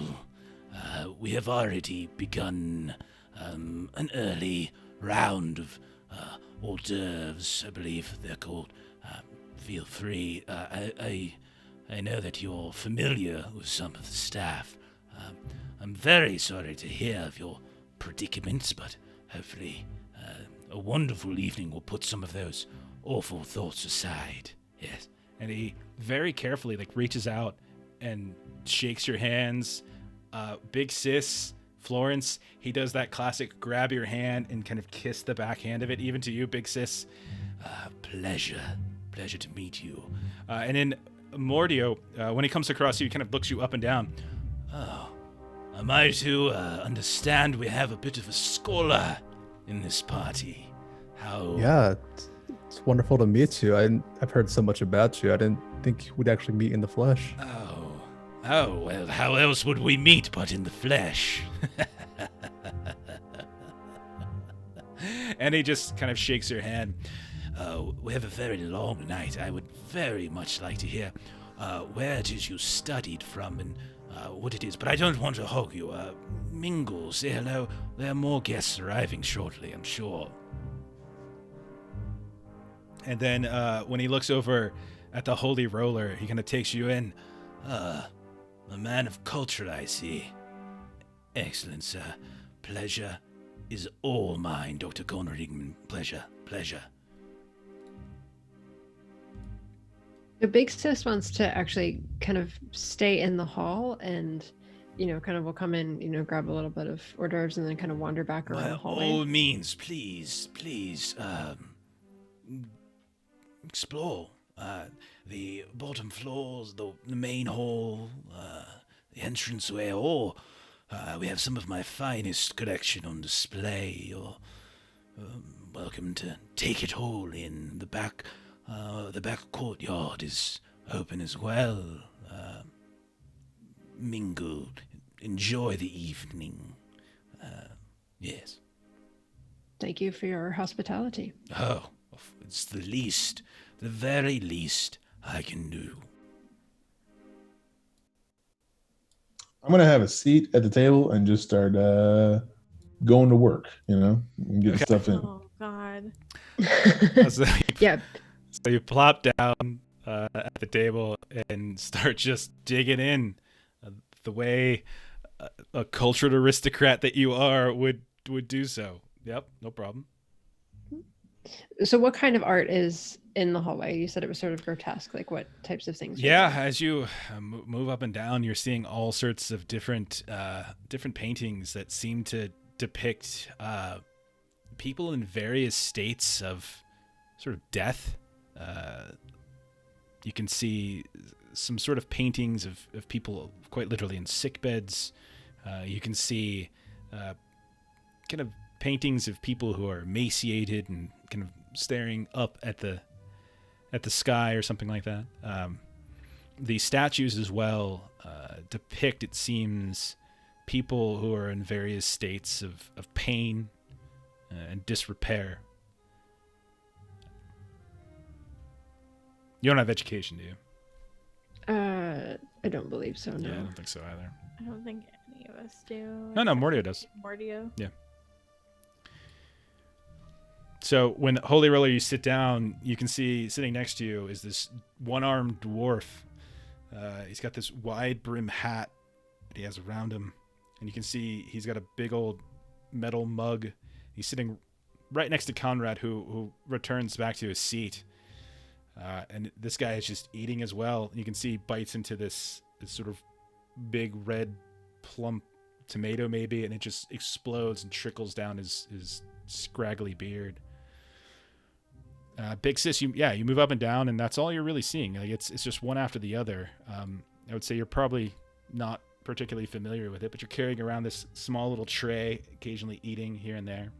Mm-hmm. Florence, I look over the guy. I'm like, let's go further, huh? It's real good. Yeah. Delightful. Yeah. Ivo says. Florence, what are you doing? She's going to mingle. Okay. And just kind of sit down and maybe, get a drink or something and just kind of chat with who's around her. Okay. You interrupt a little bit of a conversation between Rufflebar and Ray. Rufflebar, who you've met, Ray, whose office you broke into, in fact. But Rufflebar is he's not very happy. But Ray seems to be a little bit more accommodating. Says, "Pleasure to meet you. I was speaking just with Dr. Newearth," and he points to the back. She's back there somewhere. I think she was hoping that your friend could make it, but we were discussing procedures that we could perhaps follow. Tonight's a night for enjoyment and relaxation, but rest assured, we will make your friend better. Yes, she'll be better than she was when she arrived. And he smiles. Thank you. Yeah. And then just starts to cut away at this big chunk of meat that you see this bit of blood begin to pool around the outskirts of the plate. Okay. Who is this person? Ping? Oh, when you lean over, you see a woman. I am Esther Wick. I am foremost alienist of the Ailing Isle. Perhaps you've met my research assistant. Rumornips is a very peculiar man. He's around here somewhere. She's got a very gravelly voice.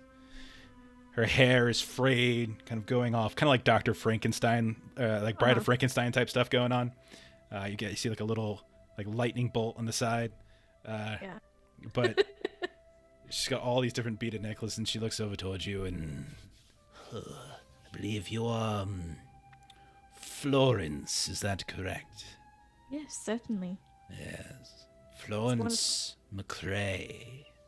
Yes. Yes. I've heard many things about you, dear. Many Good things, I hope. Oh, the best. The best indeed. That you're very adventurous. You care for your closest friend. Oh, those are wonderful traits. Not fearful. You run into the face of danger and you help those around you. These are traits that many of us here have come to respect quite greatly. And she seems a bit drunk. Yeah. Like you can see, she's got wine face going on, you know? Yeah. Wine eyes, like her eyes are a little bit ready. Okay. So he starts pouring you a big glass. Yeah. Like from like, thank you. and it just fills the goblet up until it spills over the side. You have some catching up to do, I'm afraid. I'm sure I'll enjoy every minute of it. Tell me a little bit about yourself. I don't very much like to talk about myself, but I'm a doctor of the mind, you see. Conrad cares about the body, I focus on the mind and how the mind can deceive us, how the mind can betray us, how the mind can make us see things that we want to see, make us see things that we don't think are there, in fact. Yes. It's a very new field. Still many speculative folk, even on this island, who don't quite think that our science is as formidable as theirs. And you can... I find it Good. quite intriguing, in fact. And, Florence is just kind of like stoking the fires. Have you discovered anything interesting? Very many things.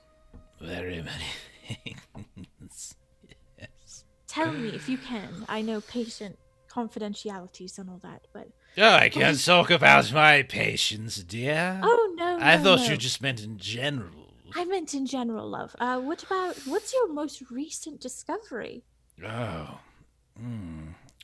Well, as long as we're just sharing secrets, I have a woman in the Western Wing who thinks, you're going to love this, who thinks that she is the reincarnation of a 500-year-old noble woman from Oxton. It's delightful. Oh, gracious. She walks around on airs all the time. She demands things from us. And what's even more wonderful is that many of the patients around her take her for her word. So they call her Milady and Madame. It's quite genius. Oh, my goodness. And Florence will kind of like laugh along with it. Do you have any other stories? I find you absolutely fascinating. I am absolutely fascinating. I tell that to these folks all the time. I have many stories. One time, and this one is before my time on the island, but one time I had a patient who thought when he was a child that he was seeing things in the water. This is very wonderful. That he was being drowned by some sort of shadow that was following him. Oh, now granted, that was when I was a mere research assistant. What a delightful, awful young man. Night terrors, we called him. Every night he would wake up, apparently wetting his bed. Oh, how dreadful. Oh, it was quite hilarious, in fact, yes. But dreadful, too, yes. Awful. Awful. So while this is going on, what are the rest of you doing? Yeah. Easter egg for fans of the podcast. Oh, yeah, that's not important. What's up? What are the rest of you doing? I'll just go around, meet everyone, see what kind of studies they do, and how they help around the island. All right, so if you're doing like a little bit of rounds, you find a couple different folk. Let's say you kind of know some of the folk on the inside already. You work your way maybe outside a bit, and you can see some of the same folk that you've seen before. You can see that they're off to the left. Sorry, those should be a little bit more off screen. Wasn't sure if they were coming or not. But off to the left, you can see sitting by himself is the man that you guys talked to this morning, who is just... Hello, Clarice. And then you can see sitting at a table, there is a very angry-looking nurse who is staring daggers. This woman immediately to your right. She is staring daggers over towards the woman and the man. These are the nurses that, play footsie all the time and get all lovey-dovey. She's staring daggers at them completely. You can see off to the right, Nurse Barnes is in some sort of deep conversation with Lucas. They're kind of leaning in on one another and they're sort of talking. And then you can see the two halflings right in the center table who are just like vacuuming up food like crazy. Those are the ones from the ship. Those are the only two from the ship that you've seen so far.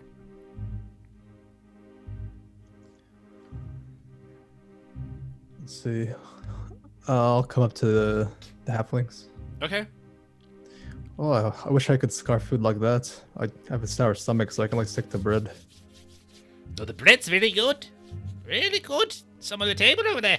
And then you look over, there's like a big loaf of bread. I see you two guys are still here. Yes, Where's everyone else? Down to like a good party, I guess. Do you have the info on the ship? I've heard it's making its rounds. That's what I heard too. Just be patient, I think. Hey, if they treat us like this, maybe I don't even want to leave. And he's just like devouring this cooked piece of fish. And then I'll turn to the lady that's staring daggers. I don't believe we've met. She's just sort of like leaning back, and she's got this glass of wine that she's just nursing. She's not really drinking it. She's just occasionally. She looks up at you. I've seen you, Nurse Wilcox. And she holds out a hand, like really like limply, expecting like something from you. Not even really looking at you, just still staring daggers over. Oh yes, I'd take her hand and kiss it. Is that what she's expecting? And she looks at it and she quickly wipes it off. Oh, goodness. What was that? And he's gonna do the wrong thing no matter what.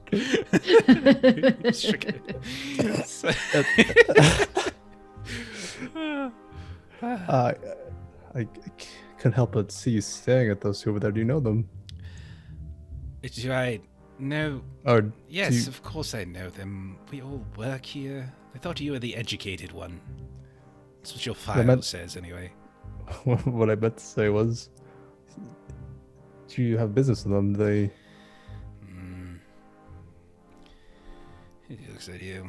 They're making a spectacle of themselves. When you look over, they're very, like, reserved. You can see that they're barely, like, touching hands on the bench and everything like that. And their foots are kind of, like, their feet are kind of, like, just tenderly next to each other. And they're talking. But she's like, look at them. Have they no shame? Oh, yeah, I've noticed them doing that. Is there a problem in that? It's unprofessional.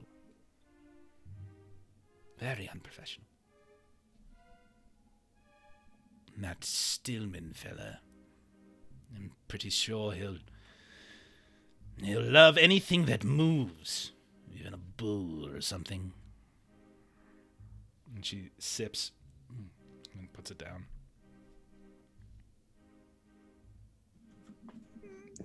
I'm going to turn to the... Go ahead. I was just going to say, it's not jealousy, is it? So you just...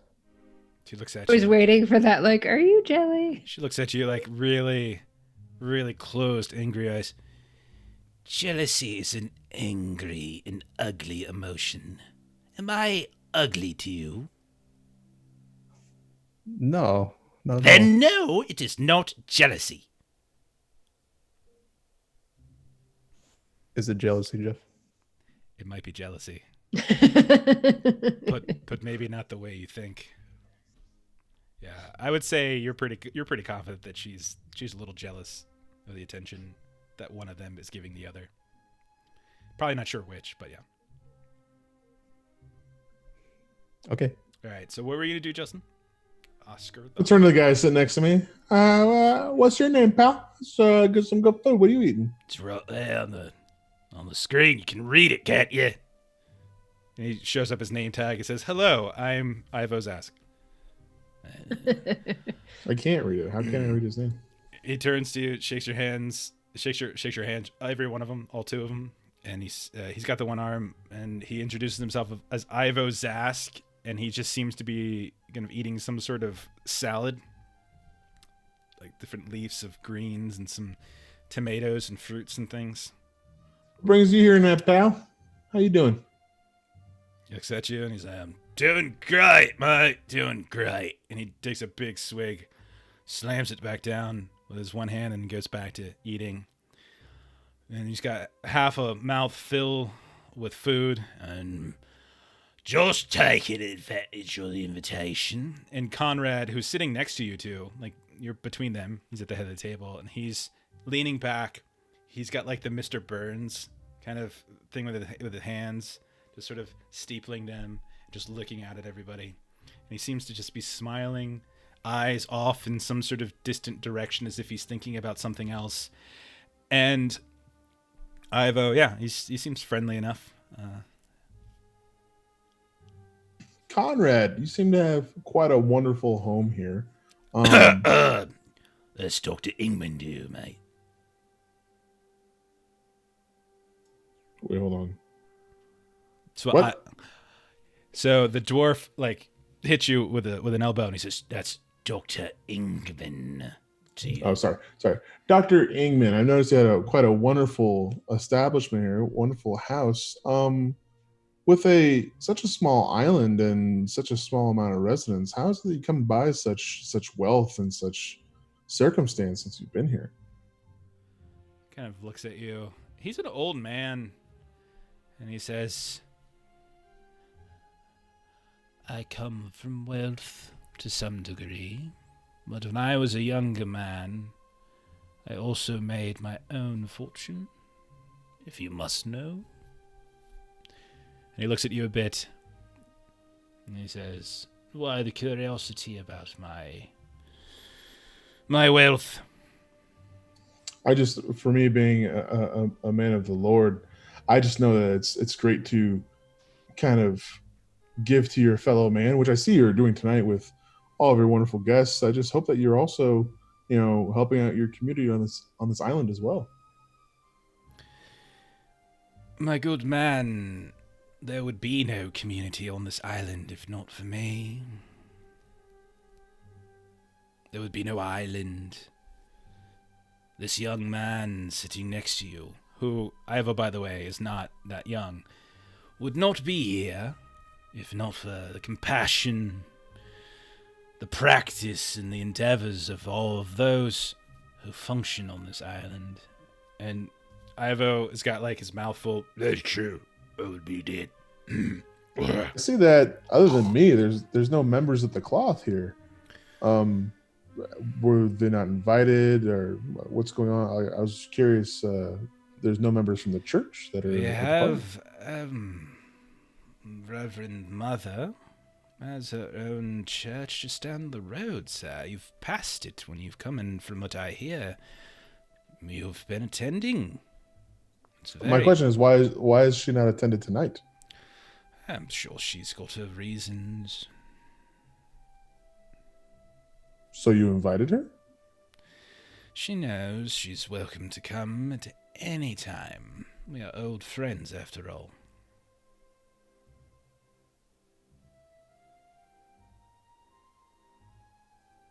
I don't know what to say next. All right, who's next?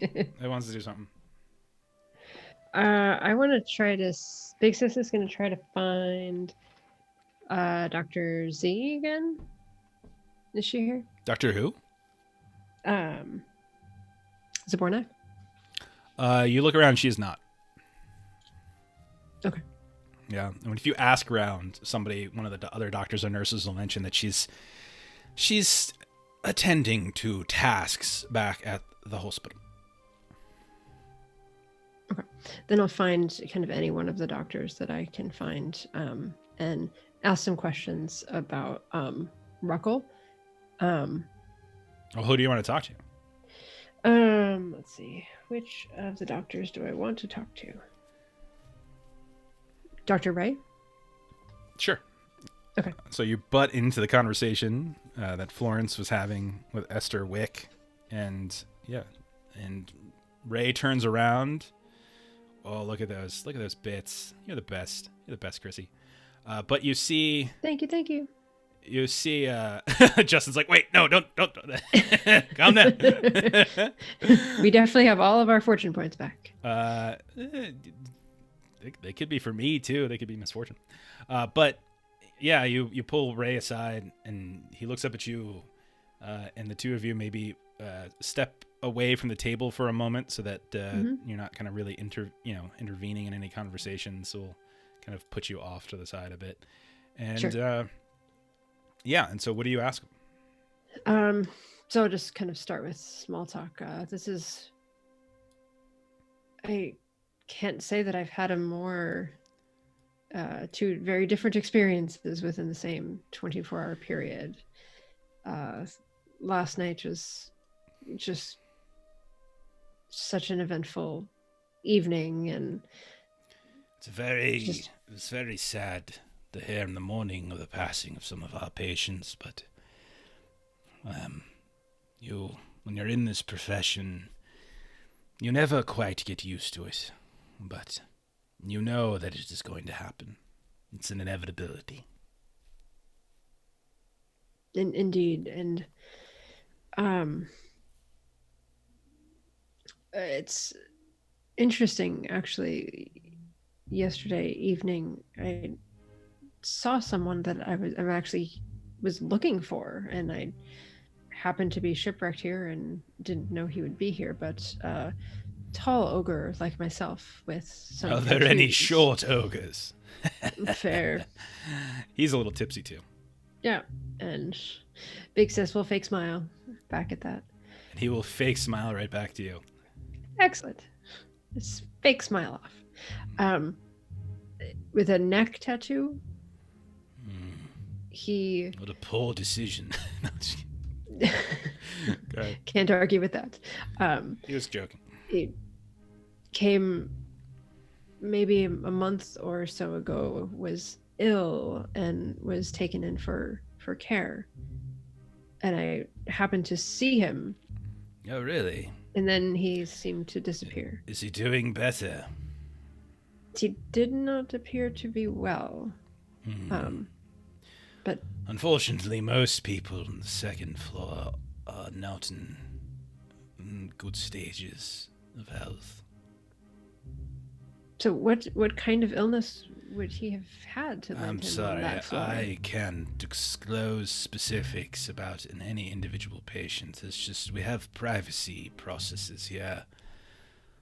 But if I'll just is it like a? I'm sure it's fatal if not treated properly. Well, that's unfortunate. See, the interesting thing is that he was actually in jail, so I've actually been sent to come find him because he had escaped. So he really should be taken back to finish out his sentence. I'm sure something can be arranged if Dr. Ingman feels his condition is not a threat to mainland population. So let me ask you, is this the type of event where Dr. Ingman would be offended by some shop talk over dinner? I worry that I may not have another chance to chat with him after this evening.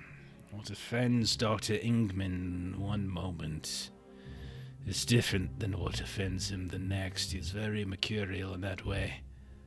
You risk whatever you liked, yeah. Interesting. Well, and she'll just sort of hand him another drink. Most geniuses are this way, after all. What is his particular area of expertise? Medicine?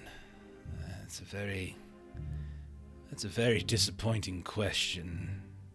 But when you do medicine, you can do different things. I mean, we have in the room here some folks that work with the mind, and they are their own type of doctor. I see. What is his specialty? Yes. Internal medicine, diagnostics. Yes. He's also very good, green thumb. Very good at herbalism, alchemy. He's very much a well-rounded sort.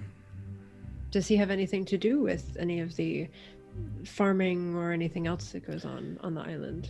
Oh, I know that he lent aid on establishing the plants around the hospital that we use to dye the various patient clothes. And then I know he has a bit of a hobby, keeps his own greenhouse. but I think he keeps himself separate from the everyday goings-on the island. Interesting. I'm glad you find it that way. And he starts to wander off at this point. Have a good rest of your evening. You too. All right, who else wants to do something?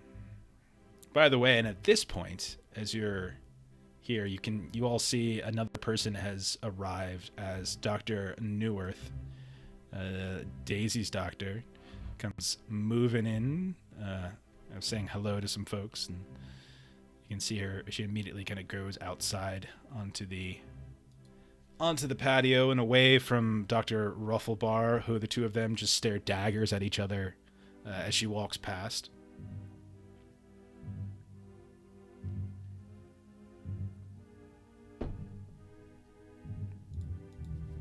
I'm going to try to catch a convo with Dr. Ingman. Okay. So, yeah, you can do that, no problem. So you move over, you kind of sit next to him a little bit, pull up a seat. Hi, Dr. Ingman. I've so many questions with so little time. Yes, what can I do for you? Well, just bluntly, when we got here on the island, we encountered these weird beasts I've never seen before. Do you know what they are? Well, I would need more information than that, sir. I'll describe the weird monsters we fought. Are you sure you were in your right mind? That sounds like lunacy, sir. Part snake, part wolf. You seem uncertain. Pretty sure a few acquaintances of mine. Fear can do many strange things to the mind. Makes you see things that you don't realize aren't there. Likely just a wild hog or something. We do have a boar problem on the island from time to time. It is quite possible, but it is how we found Till. He was working. He was in the storage, and we found him there with these beasts. I see. I'm sorry, but if there's strange animals afoot, you can speak with Ivo. He handles the security of the grounds. And also, Dr. Rufflebar is a very gifted veterinarian. I see. And also, the couple of days we spent at your hospital, can't help but seems like a sort of dream-like situation. I find myself in the situation, but waking up, experience with others. May I? And he kind of reaches out, like kind of towards your face, or like, may I? Yeah, let him do it. And he just starts kind of feeling the sides. You do feel a bit warm, sir. Perhaps you're feverish. Fever can do many things to the mind, in fact. But don't worry, fever often heals as well. If you're disappointed with the accommodations that you've been given, I'm sure I can speak with Dr. Zabornak and we can improve them. Just one of your number, the Protzes, they've been staying with me for a few nights.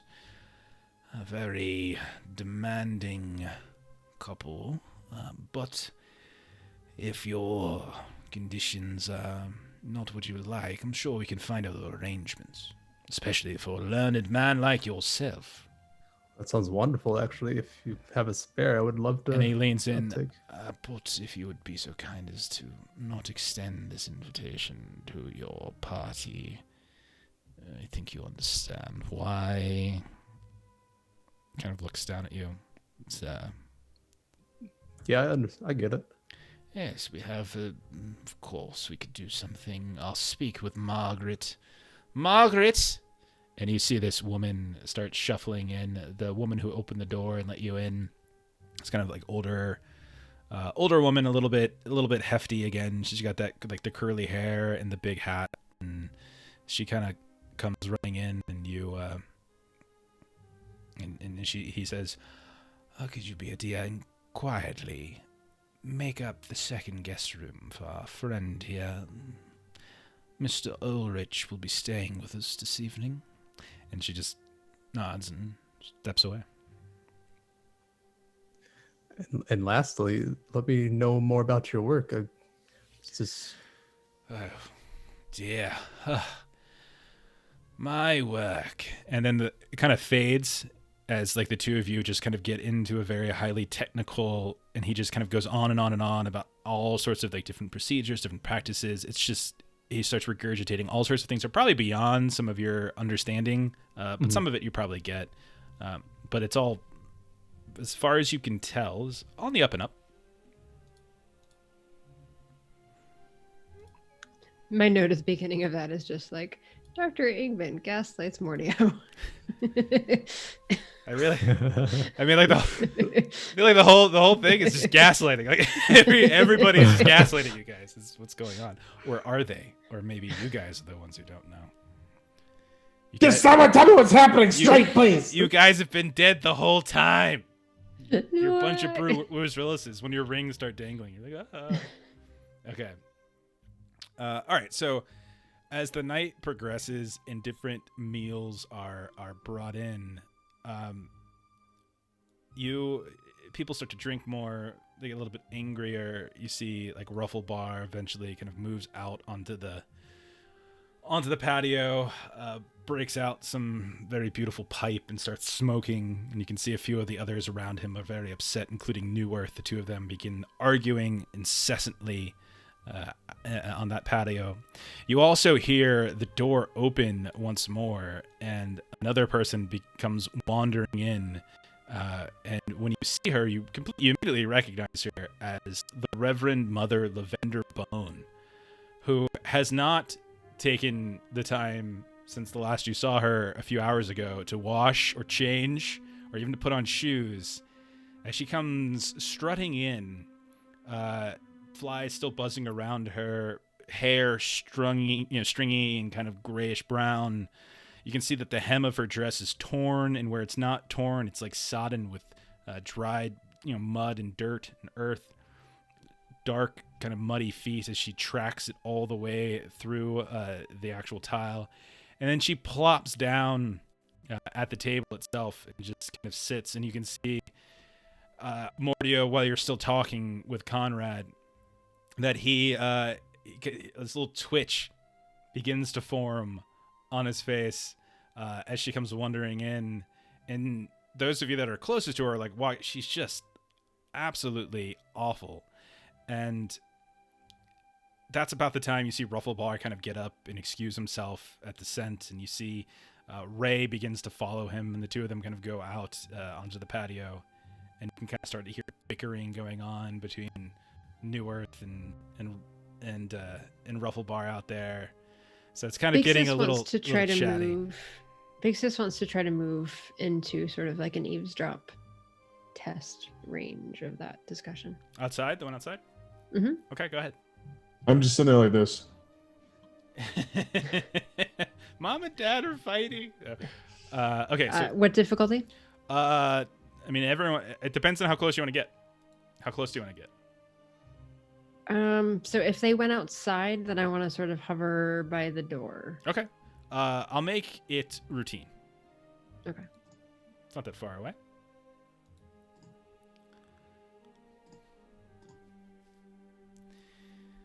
Okay, so you can hear Rufflebar and New Earth kind of spouting things at each other, like just sniping from time to time. Rufflebar periodically looks like he's trying to get into a conversation with Ray, and then every now and then the Ruman Ips, who is kind of sitting there, is fielding like a random left field question from New Earth, who's kind of asking passive aggressively, but the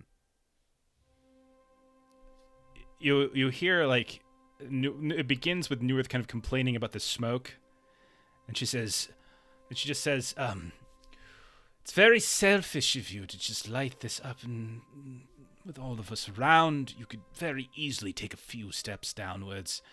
Your entitlements can end here. And he just kind of like looks down over at her, and then he says to Ray, he says, "Truly, sir, I don't understand why Dr. Ingman insists on allowing the help to be part of the party." And you can see like her face just begin to contort, and she's starting to get angry. And she's like, "Oh, the help, Ari. The help, Ari. Oh, at least I know how to do my job. If not for you and your little pets, perhaps you can learn to keep them on a leash better, Peter." And then she kind of looks around, looks for any one of you and whether any of you are standing out there. And then she'll whisper at this time, and she'll be like, "You won't have the kindness of strangers to clean up after you next time." And he'll kind of turn to her again and give her like this horrible flush of red on his face. And he'll shout inwards, like at this point, everyone can hear this. "Conrad, I know you have a big heart, but really, should we entertain such a pig at the table? I know far better uses for it." And she stands up like I'm like a pig?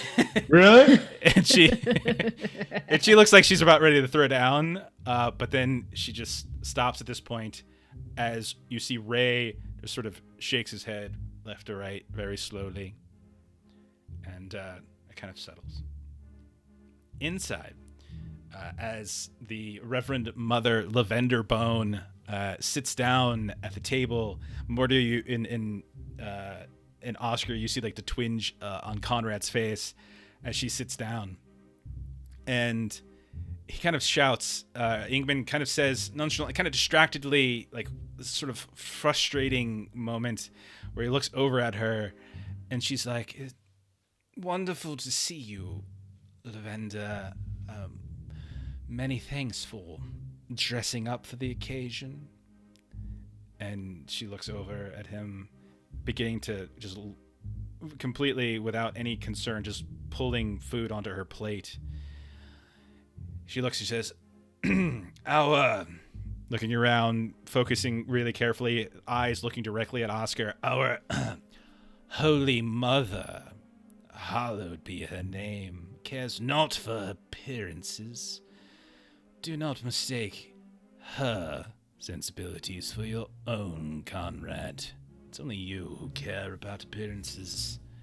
And then you can, Mordio, I would say, sitting next to him, you can hear like teeth grating as he just gets really, really angry. And then through this grated teeth, he says, "We all serve her as we know how, Lavender." And then she responds like, "Yes, of course. I'm sure all of us will join in her garden of delights when our time on this earth is finished." And then she just starts, eating away. And things begin to, like, the tension at the table is palpable. All right. What do you guys want to do? So, I thought you weren't coming tonight. What brings you by? I was hungry. And you'll see Conrad will step up. "Mr. Ulrich, if you would be so kind, would you like a tour of the grounds? I can show you your room. Your conversation has been very pleasant thus far." That sounds lovely. And so he kind of leads you out at that point, back into the hallway. He starts kind of going up and down the halls, showing some of his paintings, talking a bit about them. Make her an education test, as he's pointing out some of these different... make it at standard's fine. It's good. So as he starts, kind of pointing out these different pieces, and he's, talking about the composition, he's talking about color, he's talking about meaning, purpose, is really kind of just sitting there and trying to have an elegant conversation with you. I would say you actually start to notice and recognize some of the artwork in here. Like there's this little signature on the bottom right of some of the paintings. And it's done by somebody called, that you would know as as Lorenz Mann, like Lorenz, Lorenz, Mann, Mann. And, sorry, I just completely lost my space, my notes.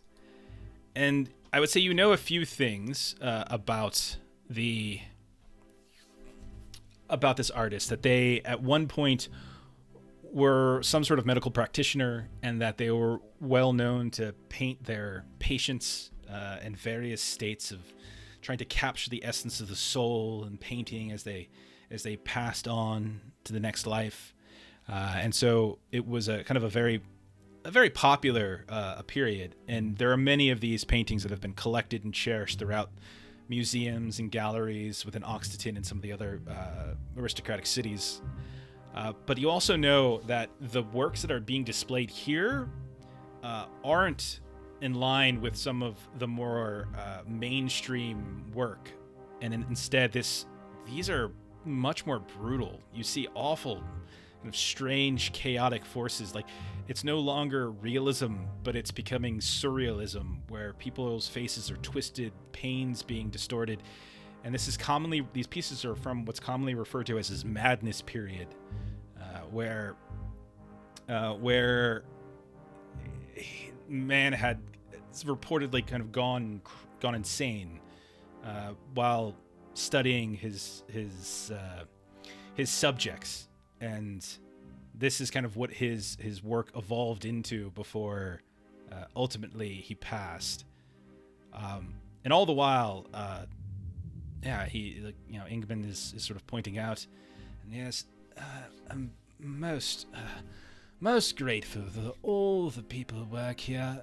You know, one thing I didn't tell you, of course, is that it's not just my work here. If it wasn't for my uncle, wonderful uncle, many of this would not be possible. All of this, everything you see here, the healing, the salvaging of these poor unfortunate souls is your uncle a doctor also? Of a sort. Yes. And so he starts leading you in the back, and he kind of shows you your room. Yes. 2 guest rooms on the bottom floor.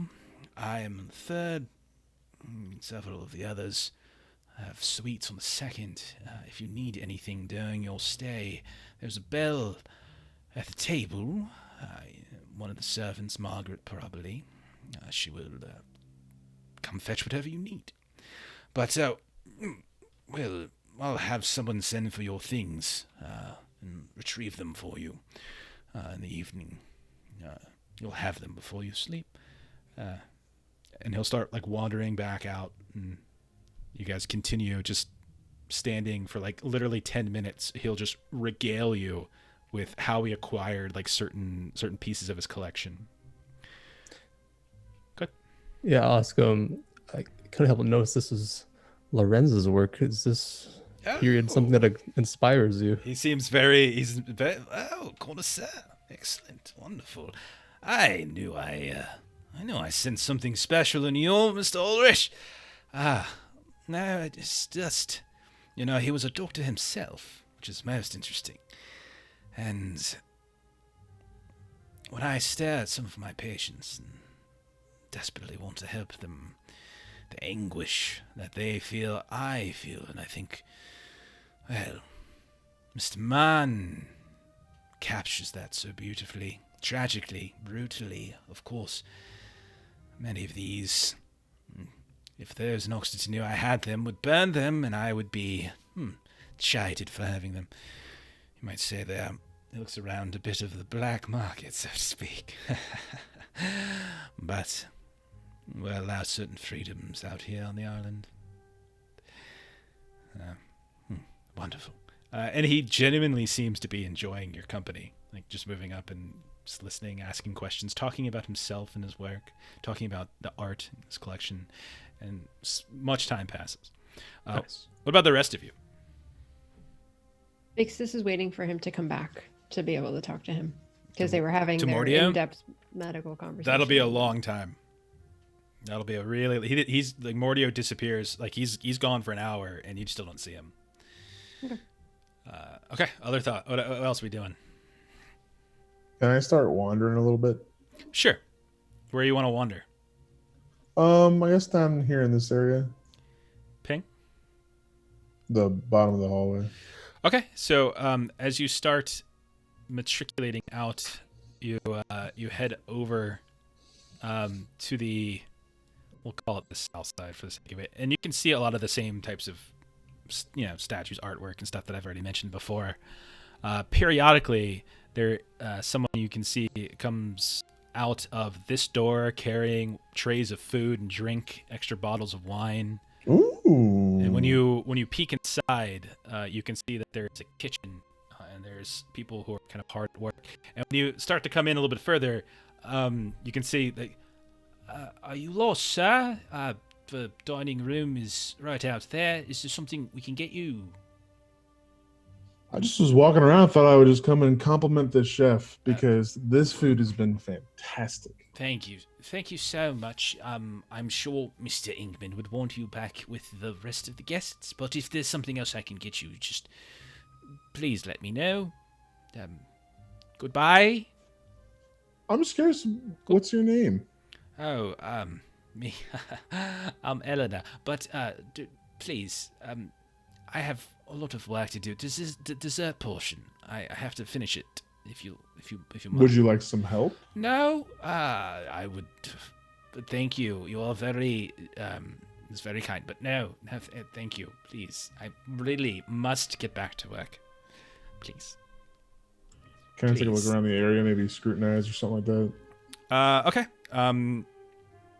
You can roll an awareness test and just sort of do a general view. If you try to scrutinize, you get if you try to look at anything specific, you might have some trouble. But just roll a standard awareness test is fine. Okay. Yep. No. Yeah, you don't notice the giant monster in the corner. Oh well, that's unfortunate. No, but what you see, there's a couple different buckets of water. There seems to be a cellar, kind of a cellar door. There seems to be another door immediately to your left, and a couple different ovens here and there. A few windows. Nothing out of the ordinary. Looks like a kitchen. I guess I'll wander back out into the hallway. Okay. All right, so you're back out. Okay, Florence. What do you want to do, Big Sis? What do you want to do?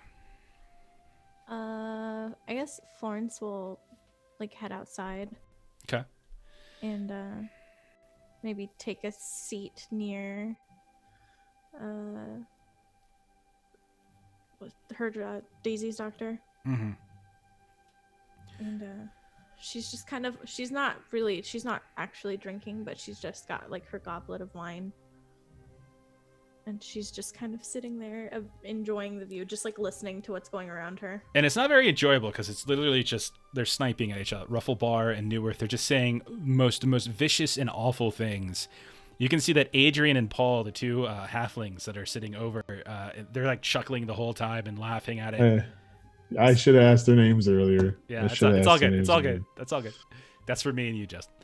So at a certain point, Neuwirth, she gets up, kind of straightens her skirts, puts a hand on your shoulder, and she says, "I'm sorry, dear. I need to retire. I can't take it anymore." And she just steps out and leaves. And you can hear Rufflebar and Ray just kind of chuckling and laughing the whole time. And they talk about just wanting to sort of go get a breath of fresh air. And you can see the two of them begin descending down the staircase behind the back of the house itself. They mentioned something about shooting. Oh, okay. And so you're left as they're still walking down. You're left with Ruman Epps, who looks at you. Big eyes. Hello. Oh, hello. Hello. Are you enjoying yourself? I am. How about you? Very much. The social interaction here is very enlightening. I met Dr. Wick. I heard you are... you work with her? She is a wonderful mentor. And he drinks from a goblet of wine, but he drinks it like he's a freaking 4-year-old where he's got both hands around it. It's just sort of drinking it. Wonderful mentor. Yes. She was. She had wonderful stories that she told me. Yes. What is one of the most recent things you've learned? Oh, well, he leans in. I think that Rufflebar, Pater, and Lillian. I think they might be madly in love with one another, and this is all just a pretense. Takes a big gulp. Foreplay, you might say. Oh. That's what I just learned tonight. Wow, okay. Yes. And like Florence like actually takes a drink from her goblet at this point. Anything very else good. interesting? Oh, so many things. Like Nurse Wilcox, and she points at the woman sitting behind you. She's so very upset with Nurse Prentice and Stillman. So very upset. I think it could turn violent. Yes. Maybe even tonight. I'm across the way. I'm like, what's wrong with that guy's face? What guy? Who are you looking at? You. Me? I'm not here. Okay. Nothing's wrong with his face. He's just got really big, crazy eyes. You can see all around him, you know. Is she upset with Prentice or with Stillman? Oh, Wilcox and Prentice are old friends. Very old friends. And Wilcox is very disappointed in her choice of mate. Yes. Oh, I understand. They have to keep it secret because if it were to get out, there would be very many upset people here. Hey, Vorlok, how you doing, man? Or woman, sorry. Shouldn't have assumed. What else? Is there anything else you can tell me about the others here? Oh, You're so observant. I am. Who would you want to know about? What can you tell me about Rufflebar? Oh, he is so impressive. Very attractive man. Very capable doctor. Yes. He enjoys his sport. Yes. Oh, okay. Yes. Hunting? Yes. Yes. What does he enjoy hunting? Well, there's not much for him to hunt here. So, he makes his own. Oh. But don't say anything. Oh, and she'll reach over and briefly like pat his hand. Your secret's safe with me. He Oh, I recoils. apologize. He recoils at the physical. How dare you? Oh, I apologize. Please forgive me. You are forgiven this once. And then she'll be like, what about Dr. Ray? There's a sadness in him. He doesn't like to let it out. But he's very, very sad. Sometimes I hear him in his office weeping. Oh, that's terrible. Oh, yes, terrible. Do you know why he's weeping? No, Oh, okay. but I think it's something with his past. Yes, Gotcha. Was he previously married? I believe so. Oh. Yes. Family man, I believe. Oh, okay. What can you tell me about our illustrious Dr. Ingman? Nothing other than he is amazing. Wonderful man. He's got beautiful art here. Do you know anything about it? I'm afraid I'm not much of a creative. I'm What more do you- of an analytical mind. Okay. And Florence will be like, what do you like to do in your spare time? I read Oh, what do you enjoy reading?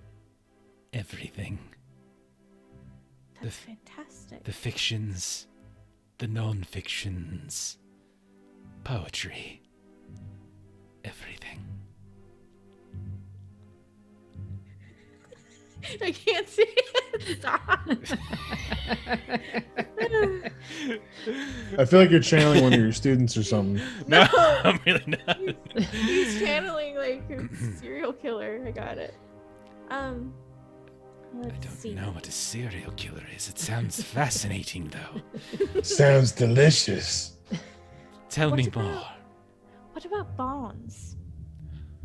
Oh, he's a shrewd man. He doesn't want people to know he is. He's very friendly, gregarious even. Be careful what you tell him, though.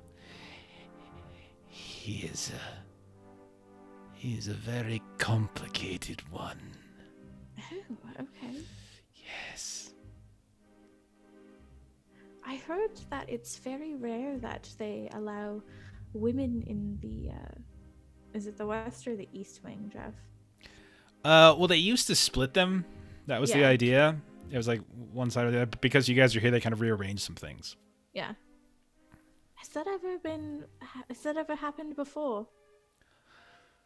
Oh, only when we need to consolidate the beds for new arrivals.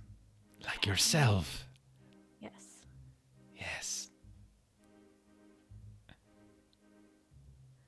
What can you tell me, since obviously you know the mind so very well? I do. What could perhaps cause someone to get progressively more and more aggressive? Perhaps someone asking questions they shouldn't. Oh. I'm just joking. There are many things. Many things. Not sleeping. Perhaps. Not eating. Perhaps. There is an insect in the jungles to the south that makes the brain swell. And when it does, headaches befall them. And one gets angry and lashes out. Yes, many things. Have you ever traveled to the south? Soon, I hope. Oh, that would be fascinating. Are you hoping to find that insect? And more. Oh. And then she'll just kind of continue the conversation just in like... Big Sis, Holy Roller, are you two doing anything? The night is getting late. Dessert is served. People take their various, seats here and there, eating, drinking. Conrad and Morio eventually return for dessert. So once Conrad comes back, Big Sis wants to kind of insert herself into a conversation with Dr. Ingman. And I guess I'll sit down and have dessert. Okay. So, can I help you? What is it, my dear? Yes, it's thank you for this evening and the good food. If I might trouble you for a brief moment of shop talk, as they say. Very brief. I am exhausted. I must retire soon. I was traveling specifically in search of a ogre that had escaped from my jail back in Apfelgarten, and I have heard that he's here, and I saw him briefly yesterday evening. Tall ogre with neck tattoos. I'm sorry. I'm just going to stop you. I do not handle the administrative duties any longer. You can speak with my colleague, Dr. Zabornak. I'll stop you right there. I must retire. My friends, old and new, continue to enjoy the food and the company as long as you wish. I'm an old man. I do need to retire, however. He gets up. Mr. Ulrich, it's been a pleasure. And then he looks at Oscar and he's like, and you too. And then you see him start to leave. Why don't the three of you roll a quick scrutinize test? It's standard.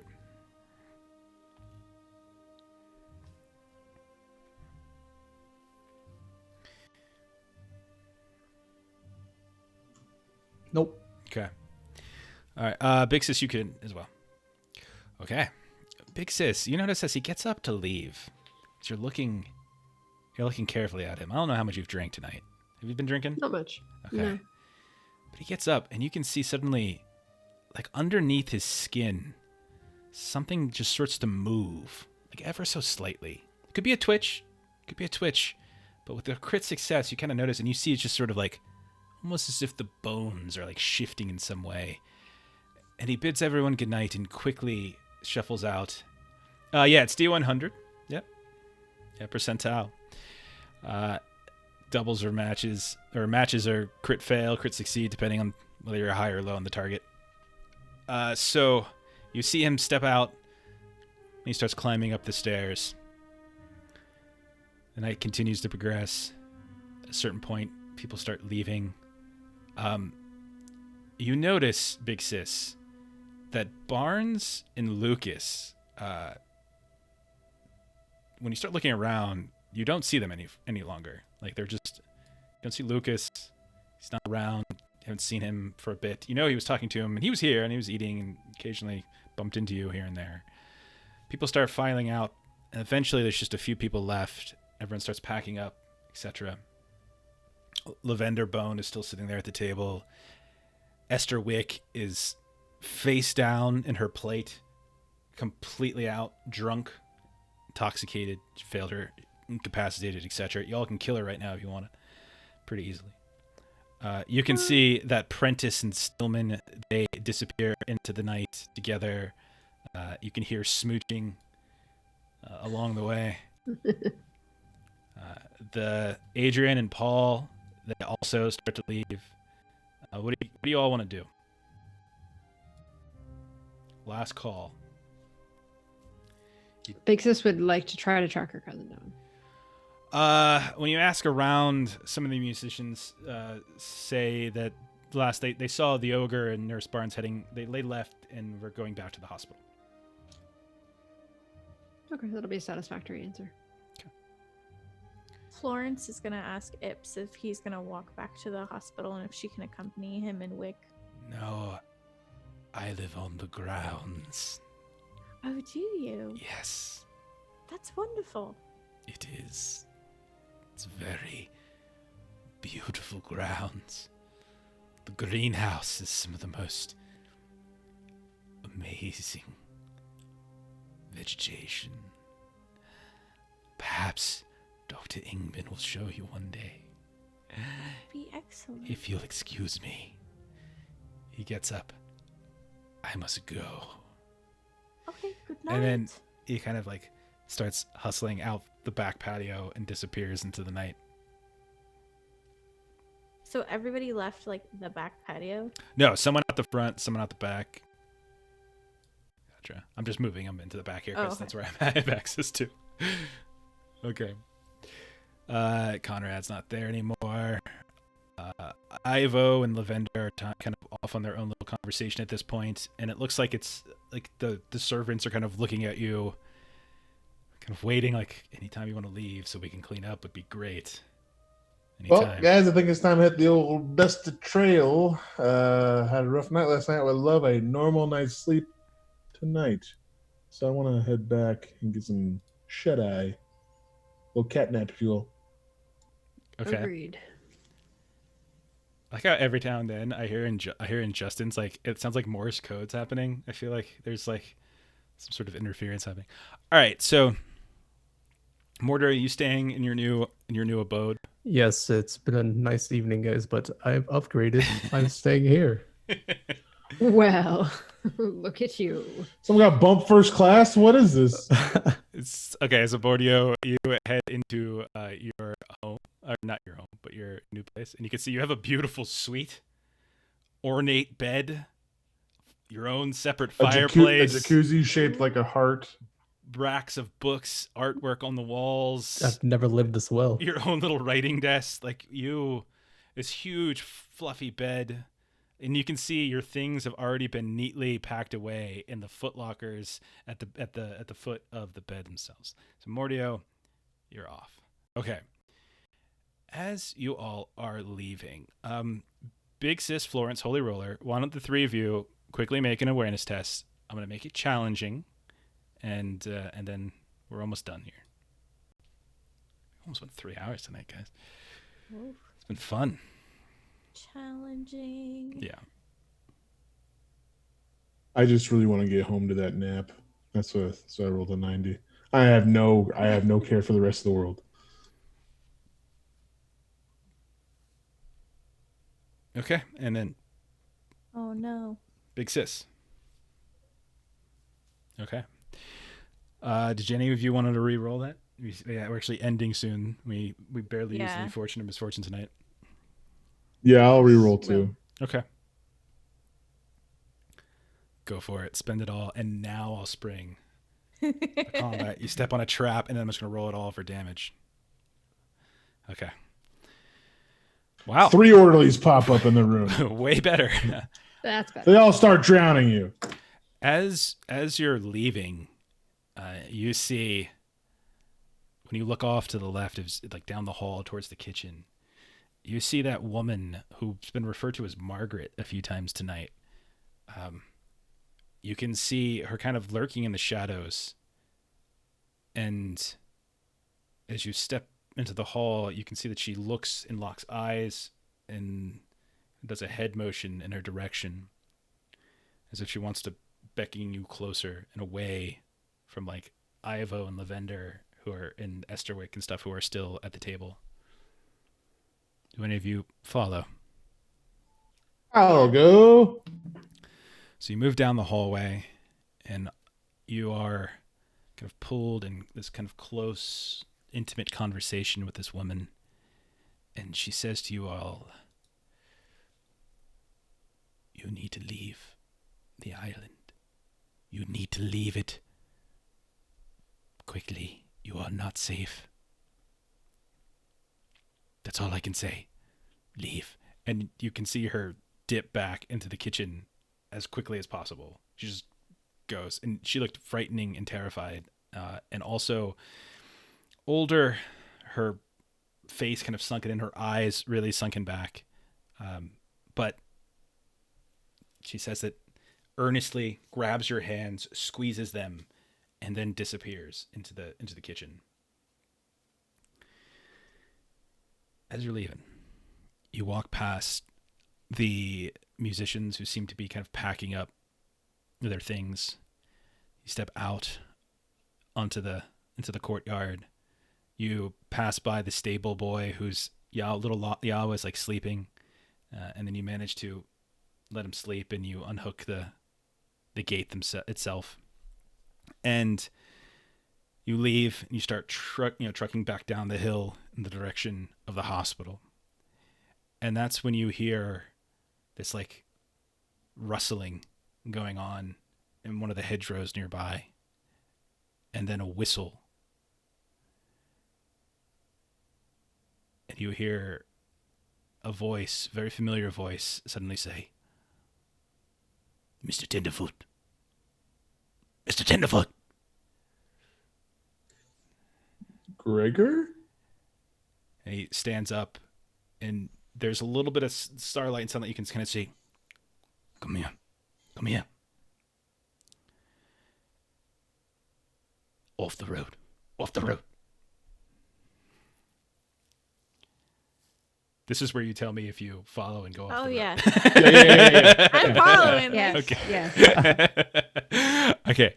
So you see him, and he looks terrible. He looks like covered in dirt and sort of mud, and he looks like he's been through the ringer, and he says, "What did I tell you about the ship? What did I tell you?" They told us you guys were taking a test around the island. No. What we're doing. I can't believe they left me here. They ain't coming back. They ain't coming back at all. What happened? Oh, And he kind of looks over at Oscar, and he says, it's all because I was nice to you. It's why they left me. It was nice to hearing you just shit on me left and right. Now I'm here. They ain't coming back. They... Who? The ship, you freaking stupid idiot. The ship that we all were on that supposedly was broken. It wasn't broken. Ain't you all figured out yet? This is where we were coming all along. We had cargo to deliver. And I'm looking at it right now. If you all don't help me get off this island and help me get off it soon, all of us are never getting off it. And we'll end there. Let you think on that. Oh. What? And we'll talk. Yeah, we'll just do a little more of it next week. Let's do a little more of it next week. Oh my God. Yeah. Can someone deal with this guy? I can't deal with him. Man, you are so mean to this guy. Okay. No one really did anything too chaotic, I thought. Oh, Nothing. goodness. Nothing selfish or mean. Really, I can't think of anything. I don't know. I felt like I think Holy Roller could probably take a few for how he treated the Everyone? Till. Yeah. You know what, man? Take 5 points of corruption. You were kind of a jerk tonight. Like, you were just intimidating left and right people who for no reason. I think everyone else though was pretty solid. Taking out your stress on others. All right, let me roll D10. That's a 3. So take a corruption point there. You're gonna take a rank of a chaos rank at this point. You can all go ahead and take 100 RP, and yeah, I think that's it, right? Nice. All right, so if you're still in the chat, thanks for hanging out. If you're watching this on the VOD or if you're watching this on YouTube later, hope you're enjoying it. Thank you. We're here every Thursdays at 9 o'clock Central. We go between about 2 and 3 hours. We went literally 3 hours tonight. We also do another Zweihander podcast. If you're interested, check us out on every Monday. It's an audio podcast only. Anywhere you get podcasts, just look up Adventures in Lollygagging. You'll find us. It's a different story, but there's some little Easter eggs here and there that bounce back. Nothing too important. And then this Saturday, a couple of us are playing in a Mutineer Zero game. Mutineer Zero is a kind of a post-apocalyptic RPG. We'll be on at 6 Central Standard Time. And we'll be over on our own channel, twitch.tv/the Lollygaggers, if you want to come check us out. And if you want to kind of just track what we do, you can always hit our website, thelollygaggers.com. And you can catch me on Twitter at lollygaggerco. And then if you find me, you can find the rest of them too, because they're up there as well. Tomorrow night on this channel on Zweihander, I think Matt should be running a game. So Matt's running a game. Usually his games start at 9 Central. So that'll be, I'm not sure which one he's running, but he'll be on here tomorrow night. So come back, check out Zweihander RPG's channel, follow, subscribe, etc. And that is it. So again, thanks for hanging out. Bye. Good night, everybody. Good night, everybody. Bye.